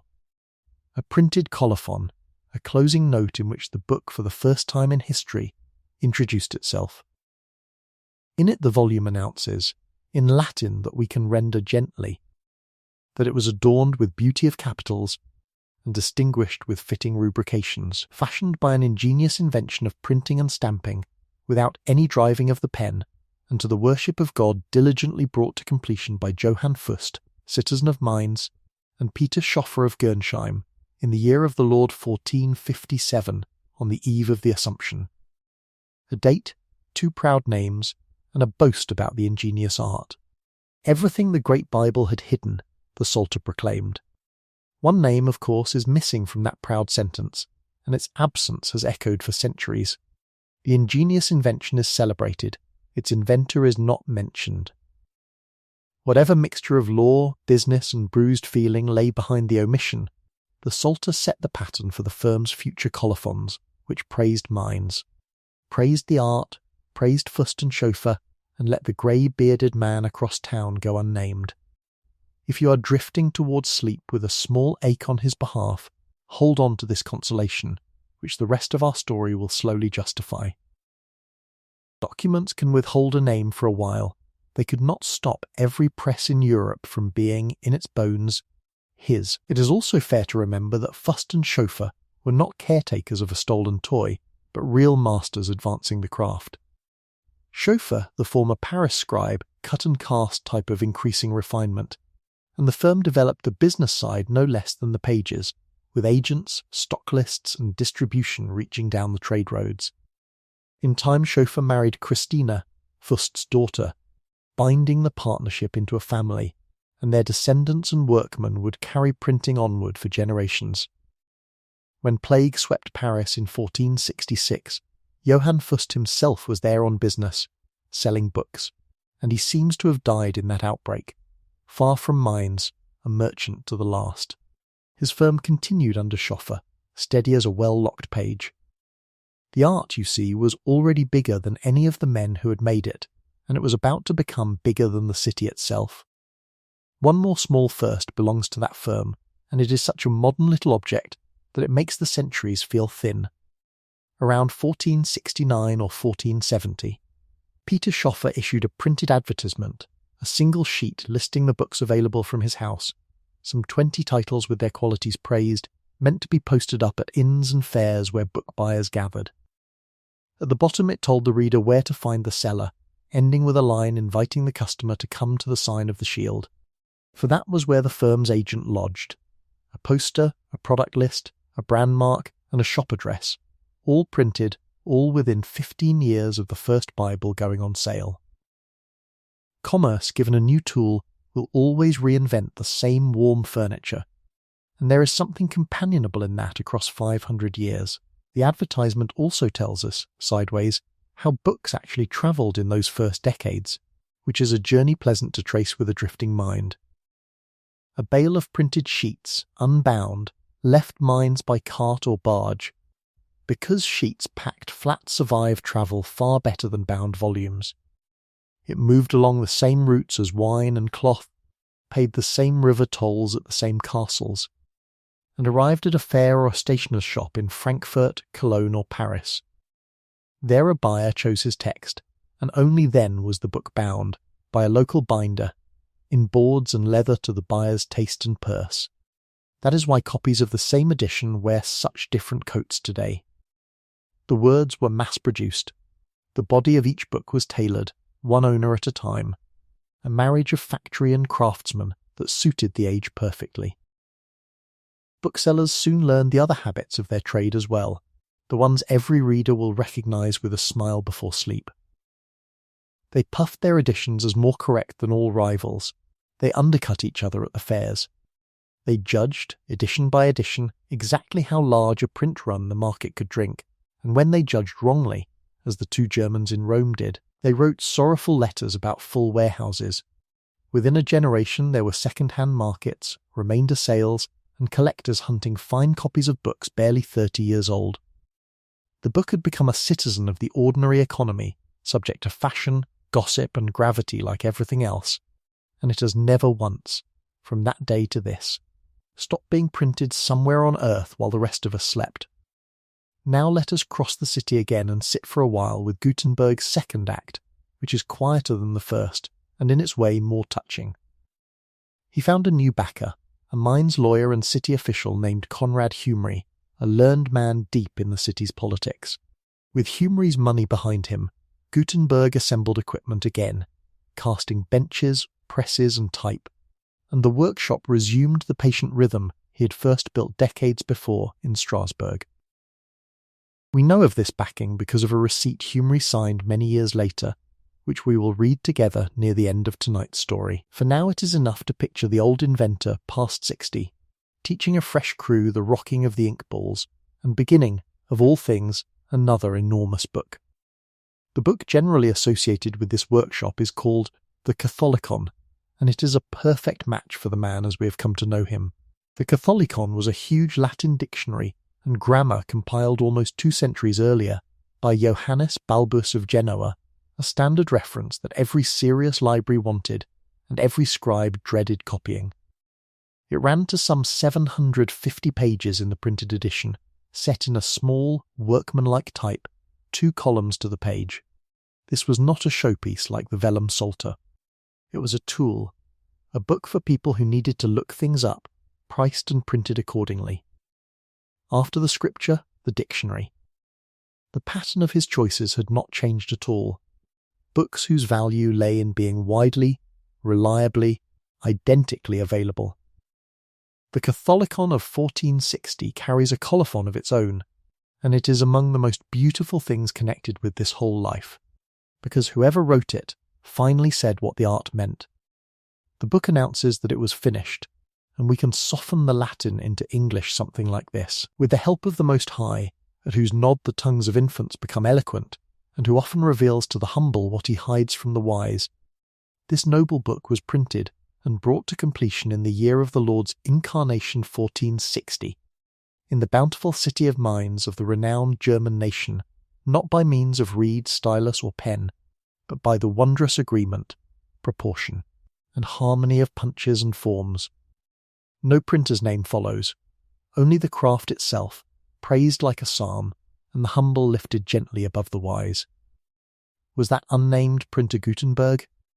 Here your sleepy narrator must be honest, in keeping with the promise made at the beginning that this story would tell you how it knows what it knows. The traditional attribution rests on Humry's later receipt, on the mine's location, and on the type, which belongs to the older lineage associated with Gutenberg's side of the split. Yet the Catholicon has become one of the most argued over books in bibliography. Some of its surviving copies are printed on paper whose watermarks date years later than 1460, which has led some scholars to propose later reprintings, and one famous theory even suggested the pages were printed from stored two-line slugs rather than loose type. Others defend the plain reading. The colophon's date may cover more than one impression, and the fog has not fully lifted. What no serious scholar doubts is that a workshop connected to Gutenberg's circle and materials made the book exist. Certainty about exactly how and exactly when each copy was made is one of the things time has kept for itself. The same honest fog surrounds another great early Bible, and it deserves its minute of moonlight here. Alongside the 42-line Bible there survives a second early printed Latin Bible in larger type with 36 lines to the column, completed around 1460, almost certainly in Bamberg, a city well to the east. Its type is the old Donatus and Calendar type, the very letters from Gutenberg's earliest experiments, and its text was largely set from a copy of the 42-line edition. Did Gutenberg print it, or lend his type, or did a trained workman carry the materials east and set up on his own? The evidence points most naturally to a former associate working in Bamberg with type from the old stock, but the record once again holds its tongue. You can feel the pattern by now, and it is oddly restful. The books survive in their hundreds, the arrangements that made them dissolved like breath on a window. Around these two great projects cluster the small printed things of those years, and small things are good company at this hour. There were more Donatus editions, always more, the school book flowing out to schoolmasters in edition after edition. There was an almanac calculating the new and full moons, a calendar warning Christendom about the Turkish threat, a papal bull, a medical purging calendar telling readers which days favoured bloodletting. Much of this ephemera survives only in single copies or fragments, fished out of bindings centuries later, and each fragment, when found, is examined like a fallen feather from a vanished bird. Printing did not enter the world only as scripture and scholarship. From the first decade it printed the ordinary year, its moons, its fears, its medicine, and that ordinariness was exactly the point. Beyond the workshop walls, meanwhile, the city itself was sliding toward the disaster that would, by a cruel and generous accident, hand the art to the whole world at once. Mainz's old constitutional quarrels had never healed, its debts had deepened, and now the archbishopric itself split in two. In 1461 two rival archbishops, Dieter von Isenberg and Adolf von Nassau, each claimed the seat, one backed by the city's council, the other armed with the Pope's deposition of his rival and the Emperor's favour. Pamphlets, some of them printed on the new presses of Mainz, argued each side's case, which means the printing press was drawn into a propaganda war within a decade of its perfection. Sleep does not need the details of the quarrel. It only needs to know that soldiers were gathering around the story, and that the story, even so, was going to end gently. Since tonight's story keeps meeting colophons, those little closing speeches where a book says who made it, it is worth one drowsy digression on how books learn to introduce themselves at all, because the manners of the book were being invented in these very years. A manuscript typically ended when the text ended, and if the scribe added anything, it was often a private sigh, a plea for a cup of wine, or thanks to heaven that the labour was over. Print changed the stakes. An edition was an investment and a brand, and the closing lines became an advertisement, naming city and maker, praising the new art, sometimes adding the printer's device. A small emblem such as the twin shields Fust and Schuffer hung at the end of their books like a signboard. The rest of the book's furniture followed, piece by piece, over the next generation, and it is oddly soothing to remember that none of it was inevitable. The title page, a separate leaf announcing the work before it begins, only became common decades after the first Bibles, which simply started majestically with their text.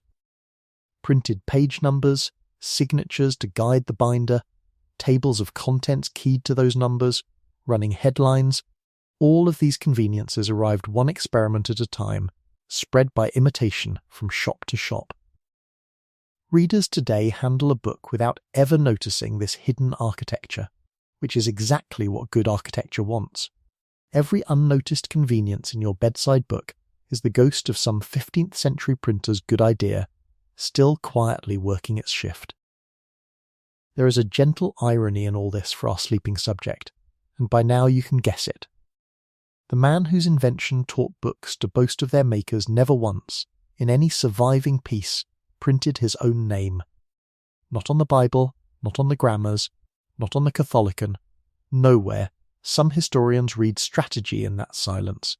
Some read the habits of a patrician who thought of himself as an entrepreneur rather than a tradesman signing wares, and some read nothing at all, since most early work was equally unsigned.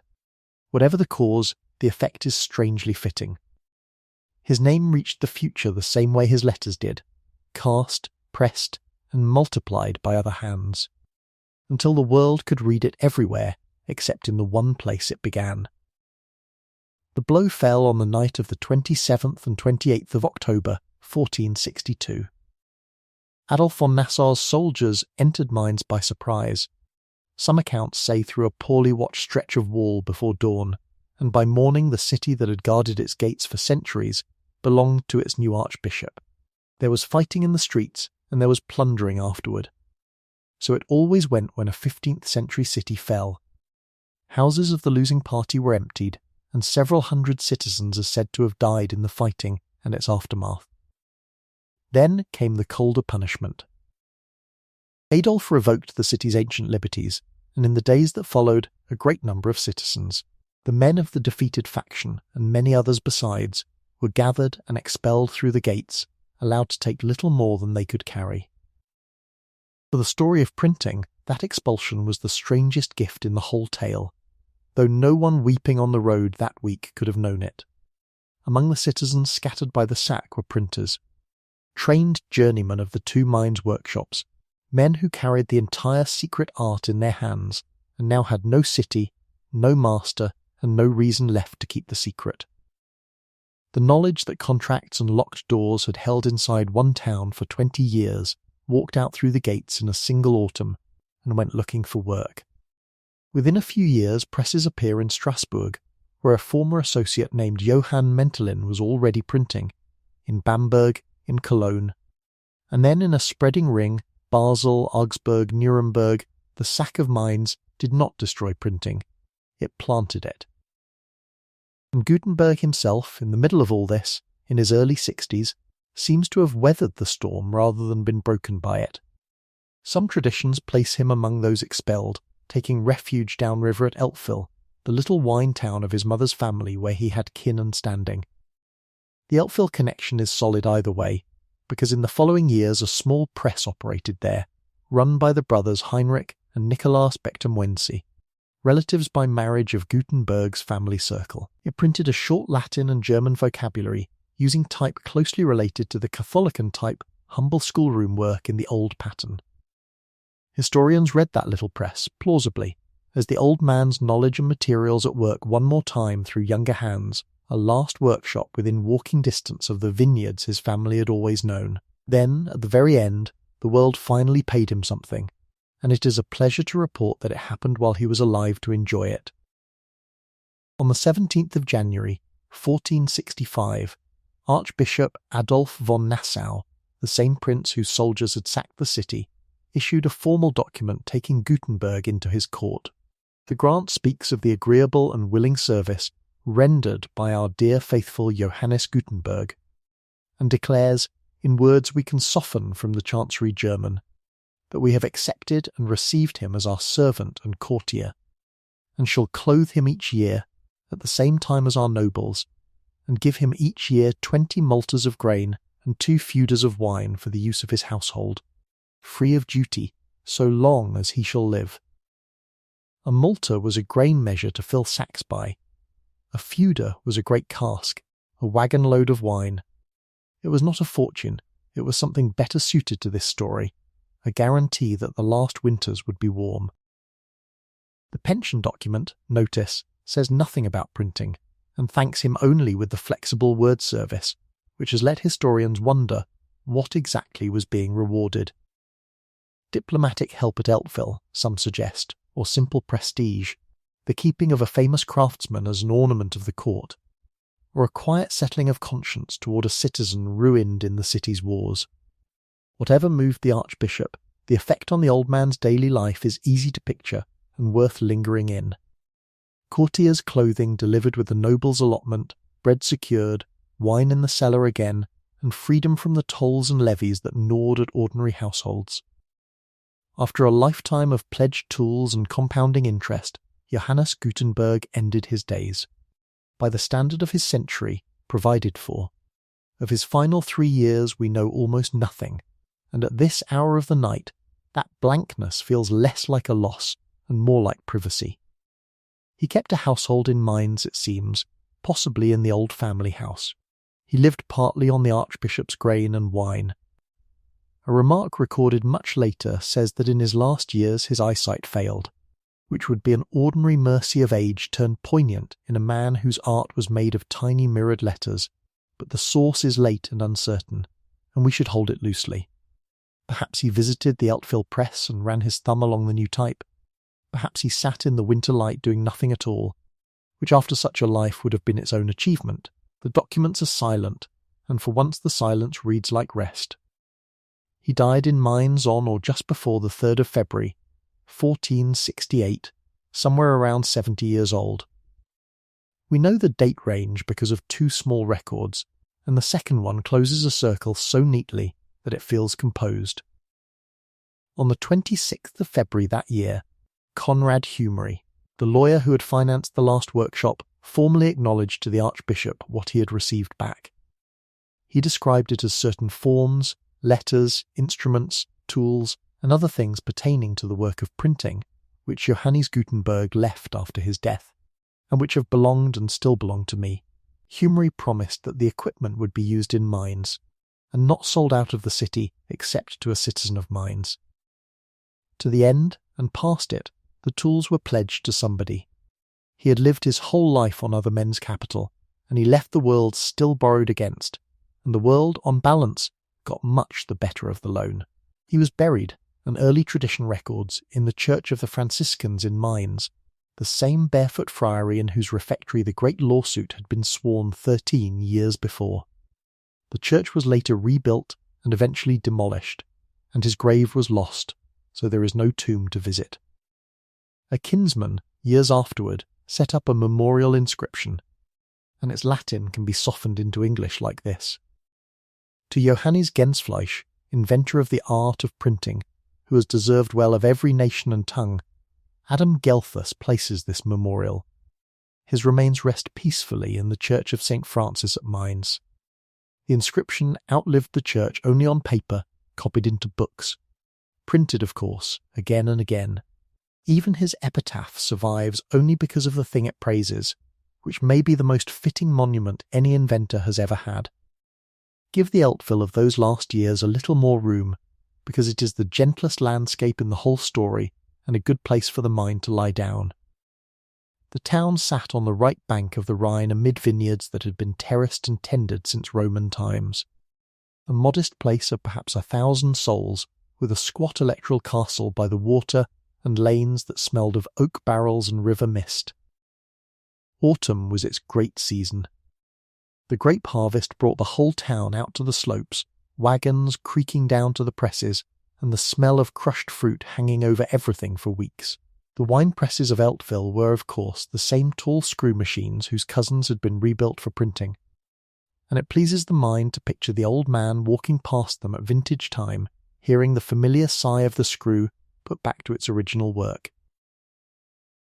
The little press that his kinsman the Becktermenzi brothers ran there produced, in 1467, a book that closes the circle of his life so neatly it could be a bedtime invention, except that copies survive to prove it.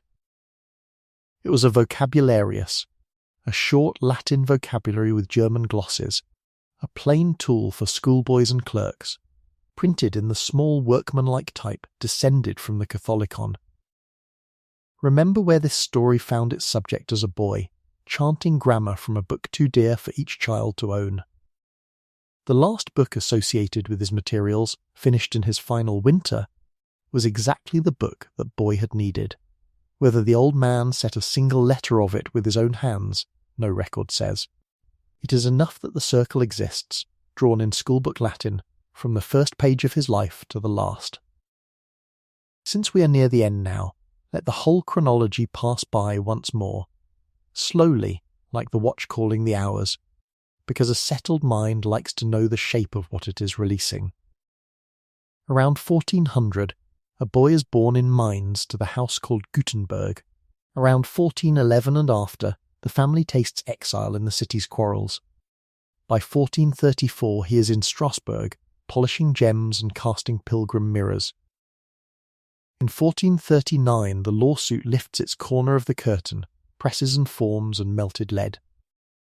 Through the 1440s, silence and work. In 1448 he is home in Mainz, borrowing around 1450, Fust's gold arrives, and the workshop rises. From about 1452 to 1455, the Great Bible is set and printed. In 1455, the reckoning and the loss. In 1457, the Psalter appears with other men's names. Around 1460, the Catholicon. In 1462, the city falls and the printers scatter. In 1465, the Archbishop's pension, grain and wine and court clothing. And on a winter day early in 1468, the end and the tools handed back, one last time, to a lender. Held at that distance, the life has a shape that no one inside it could see, least of all the man living it. And there is a soft lesson in that for anyone lying awake doing arithmetic on their own years. Seen from within, his life was a series of narrow rooms and anxious seasons, contracts, deadlines, hearings, debts, a masterpiece signed by silence, a pension instead of a fortune. Seen from 5 centuries away, every one of those anxieties dissolves, and what remains is only the gift, delivered. Working, permanent, most lives suffer from the same distortion in the other direction, their daily weather remembered, their quiet gifts uncounted. It is very late now, and none of tonight's debts are yours. Let them all rest in their parchment folds, paid or unpaid, 500 years settled either way. Now the story widens out past one lifetime, as a river widens toward its mouth, and we can float on it. In the year Gutenberg died, printing had already crossed the Alps. 2 German printers, Konrad Swenheim and Arnold Panarts, had set up their press in the Benedictine monastery of Subiaco near Rome in 1465, printing classical and Christian texts for Italian scholars, and they soon moved into Rome itself. Within a few years they were in trouble of a wonderfully modern kind, having printed more books than they could sell. In 1472 they petitioned the Pope for relief, and their printed plea still survives, sighing across the centuries. "We were the first of the Germans to bring this art to Rome," they wrote in substance, and then describing their unsold stock. "Our house is full of quires of paper, and empty of the means to live." It is one of the earliest surviving glimpses of a familiar publishing trouble, 5 centuries before anyone coined the modern phrase. Venice took the press in 1469 and quickly became what Venice became in every trade, the great marketplace. By the end of the century the lagoon city held more printing shops than any place on earth, and its master Nicholas Jensen, a Frenchman said to have been sent originally to spy out the art at Mainz, cut Roman letterforms so clear and calm that type designers still study them like scripture. Paris received its first press in 1470. Installed in the Sorbonne itself by 2 professors who wanted correct texts for their students. The Low Countries, Spain, Bohemia, Poland and Hungary followed within the decade. And in 1476 a merchant of Kent named William Caxton, who had learned printing in Cologne and practiced it in Bruges, set up the first press in England in the precincts of Westminster Abbey. In one of his prologues he told his readers plainly how the book in their hands had been made, saying it was not written with pen and ink as other books are, to the end that every man may have them at once. Every man may have them at once. Let that sentence settle, because it is the whole revolution in 11 words, spoken by a man who lived it. Scholars of the book have counted the surviving output of Europe's first 50 years of printing, the books made before the year 1500, which are called incunabula, from the Latin word for cradle or swaddling clothes. Around 27 to 28,000 distinct editions survive in whole or in part, printed in more than 250 towns, and the total number of copies produced in that half-century is soberly estimated in the several millions, with some estimates reaching toward 10 or 12 million. Books had existed for thousands of years, but printing changed the scale and speed of European book production beyond anything manuscript culture could match. The price of some books fell within reach of prosperous craftsmen, merchants, students, and clergy. Ideas no longer had to travel only at the speed of a copyist's wrist. The generation after Gutenberg understood perfectly well what had happened, and they said so, in print, with a directness that still feels warm. Around 1499, a chronicle of the city set the tradition down plainly, recording that the worthy art of printing was invented in Mainz by the ingenious Johannes Gutenberg in the year 1440, a round anniversary date the city has celebrated ever since. The abbot Johannes Trithemius, writing within living memory and citing his conversations with Peter Schoeffer, set down the fullest early account. In his chronicle he wrote that at this time, in the city of Mainz on the Rhine in Germany, that wonderful and then unheard of art of printing books was thought out and devised by Johannes Gutenberg, a citizen of Mainz, who, when he had spent almost all his substance on the invention of this art, and was oppressed by very great difficulties, brought the matter, with the counsel and money of others, to completion. Even the sympathetic abbot, you notice, could not tell the story without mentioning the money. Nobody ever has. Trithemius also preserved, from Schoeffer's own lips, the detail that everyone who has ever started something too large will recognise. Before the third quire of the Bible was finished, he recorded, they had already spent more than 4,000 gulden. Round numbers, second-hand, told decades later by the apprentice who ended up owning the shop, but true in every way that matters. The art was born in debt. It enriched some printers, ruined others, and gave Gutenberg himself something stranger than wealth, a name tied permanently to the machinery of memory. Within 100 years of his death, presses stood in Mexico and Goa, and the name of a house on a street in Mainz had become one of the names by which later centuries remembered the age of print. What did it change, in the end, this braid of punches and varnish and squeezed paper? Gently, and without waking anyone, nearly everything. Scholars in distant cities could finally read identical texts and argue about the same words, which is the quiet foundation of modern science.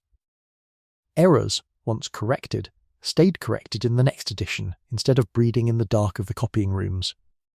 Law codes, maps, calendars and grammars stabilized. Vernacular languages, the daily German and English and Italian of the streets, hardened into their printed forms, and standardized spelling slowly followed. Within 2 generations, a monk named Martin Luther would post his theses and watch printed pamphlets carry them across Germany in a fortnight, a speed no idea had ever travelled before, and Europe's history would fork along lines of type. None of that needs to keep you awake tonight.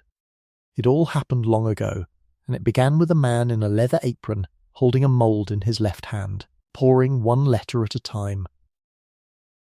The German towns that caught the art first each gave it something of their own character, and their names roll pleasantly enough to count like sheep.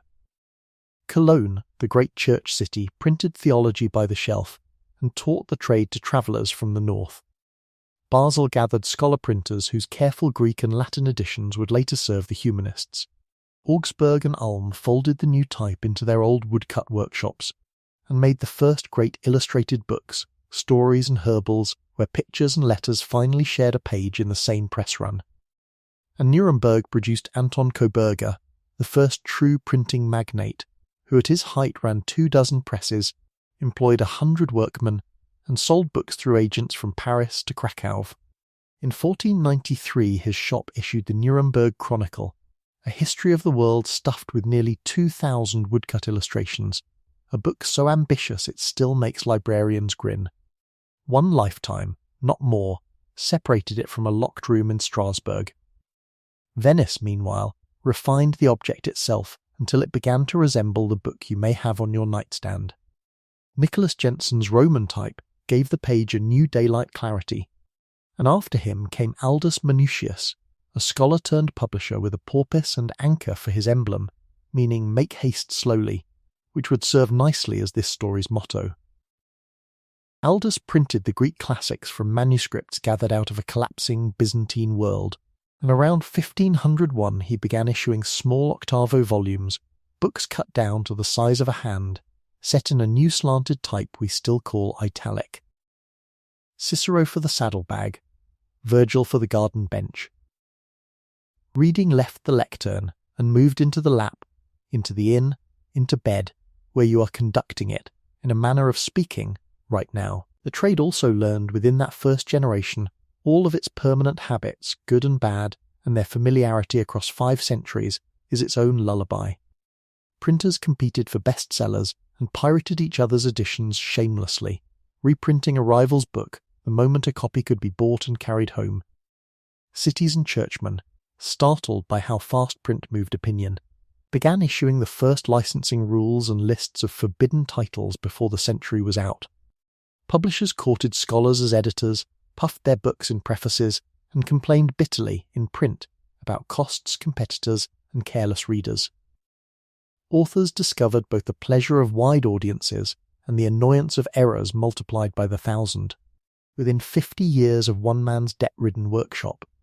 In other words, the entire modern world of publishing existed in miniature, quarrels, catalogues, remainders and all.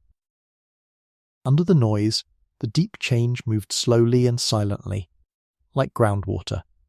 A parish priest in a small town could now own his own Bible, a law student his own textbooks, a merchant's daughter a printed book of hours or a volume of tales in her own tongue. Silent private reading, once a monkish specialty, became an ordinary human posture, head bent, lips still, mind elsewhere. The very posture you may be losing now. Knowledge stopped depending on the survival of single copies. When a text existed in 1,000 places at once, fire and neglect lost most of their old power over memory, and humanity's conversation with itself became, at long last, very hard to erase. None of this was planned by anyone, least of all by the Goldsmith who only ever meant to make identical letters and pay back his loans. The largest consequences are usually asleep inside the smallest intentions, which is a comfortable thought to hold at this hour. His memory, it must be said, had to fight for its place, and the fight is a story of its own, low stakes now and safely finished, which makes it perfect for this hour. Because the man himself printed no name and left no memoir, rival traditions grew up in the empty space. The city of Haarlem in Holland spent centuries championing its own candidate, one Laurens Janszoon Koster, said by a late and shaky legend to have cut letters from beechwood for his grandchildren, and to have had the art stolen from him by a faithless workman who fled to mines. Statues were raised, anniversaries kept, pamphlet wars conducted with full 17th century enthusiasm. Italian voices for a while pressed claims for a printer of Feltre. Strasbourg with better cause reminded everyone where the earliest documents actually pointed. The argument simmered for 300 years. It was settled, in the end, not by patriotism but by paperwork and by the patient tribe of bibliographers, and their method deserves its nod in a story that promised to show its evidence. Scholars assembled the documentary chain you have heard tonight. The Strasbourg lawsuit, the Helmersberger instrument, Humry's receipt, the early chronicles naming Gutenberg while men who had known his workmen still lived. They matched types across surviving books, traced watermarks, and measured the Costa legend against its total lack of contemporary support. By the 19th century the verdict was in, and it has only strengthened since. European printing with movable metal type begins in Mainz, in the circle of Johannes Gutenberg, in the 1440s and 50s. Haarlem keeps its statue, as cities keep their stories, and no one begrudges it, least of all the drowsy. Once the verdict settled, the commemorations began to snowball, and they make a pleasant parade to watch through half-closed eyes. Mines marked the round anniversaries of the traditional invention date with growing festivity, and in 1837 unveiled the bronze Gutenberg monument by the Danish sculptor Thorvaldsen that still presides over its square, the forked beard rendered in metal at last, an imagined face made permanent. A Gutenberg Society and a Gutenberg Museum followed at the turn of the 20th century, the museum keeping 2 of the great Bibles and a reconstructed workshop where the old rhythm, ink balls and screw and damp paper, is performed for visitors to this day. Printers' associations, type foundries, and eventually whole industries kept his name as their patron. The city that once let him die with a modest pension has spent 5 centuries making it up to him, which is, on the whole, how humanity treats its benefactors, late, generously, and with statues. The final honour came at the very end of the last millennium and makes a fitting last stone in this cairn. When journalists, scholars, and institutions drew up their turn of the millennium reckonings in the late 1990s, several prominent lists placed Gutenberg at or near the top of the most influential figures of the previous 1,000 years. Not because his life was grand, for you have now heard the whole of it, a borrowed, litigated, half-invisible life in 2 river towns, but because the votes were, in a sense, cast by the medium itself. Every historian who weighed the candidates did so from printed evidence, in printed books, by lamplight or lately by screens whose typefaces still carry the old names. The judges, in a quiet sense, were deliberating inside the world his invention helped make. Before we let the candle burn down, it is worth one last slow look at what actually survives of this man, because the inventory is small enough to hold in a sleepy hand, and every piece of it is strange and lovely. No press of his survives, not one timber. No punch, no matrix, no mould from his workshop has ever been identified. Not a single page of writing in his own hand is known. Not a letter, not a signature we can point to with certainty. There is no portrait made from life. The familiar image of him, the dignified old man with the long forked grey beard and the fur-trimmed robe and the soft cap, first appears in books printed 100 years after his death. An emblem rather than a likeness, a face the world agreed to give him because it needed one to thank. When you picture him tonight, you are sharing an act of imagination with 20 generations, and there are worse things to share. What does survive is the paper, and the paper is astonishing. 48 or 49 copies of the Great Bible still exist, whole or in substantial part, about a dozen of them on vellum, resting in libraries from Mainz and London and Paris to Washington, New York and Tokyo. Librarians report what every visitor feels, that the pages remain supple and the ink almost wet-looking, that rich blackness with its faint metallic shine, the copper and lead in the ink still holding the light after 570 years. Beside the Bibles survive the Psalters, the Catholican copies, the fragments of grammars and calendars pulled from old bindings, the indulgence forms with their handwritten names of long-dead penitents, and in the university library at Göttingen lies the Helmsberger instrument itself, one sheet of vellum with its notary's mark, the single document without which the inventor's name might have drifted apart from his invention entirely. That is how history knows what it told you tonight, and it seemed only fair to say so before sleep. A childhood reconstructed from tax rolls and a house name, a secret decade lit by one lawsuit's testimony. A masterpiece that never names its maker, vouched for by a future pope's letter about a marvellous man. A downfall recorded by a notary, a pension recorded by a chancery clerk, a death recorded by a lawyer returning tools. Between those little lights lie long stretches of honest darkness, and in those stretches historians say the gentlest words in their profession, perhaps, probably, we cannot be sure. The story holds together anyway, as a constellation holds together. A few bright points, and the mind's calm willingness to draw the lines. So let the story set him down where he was happiest, and where we found him. It is evening again in Mainz, some evening near the end, in the 1460s.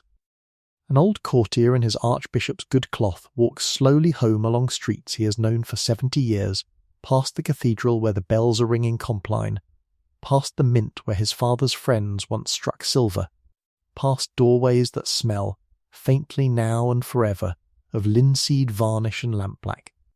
In an upper room somewhere behind him, a press he did not build and does not own thumps softly, twice, and falls still for the night. The sound does not belong to him any more.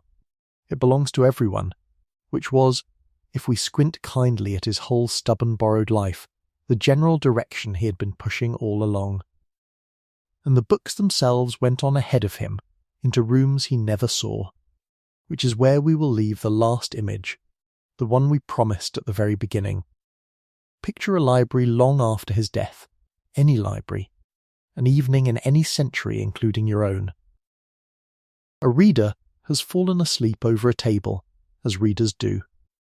One candle, or one small lamp, leans its light across an open page, and the page is printed, its letters standing in their even ranks, each E identical to every other E, still crisp, still patient.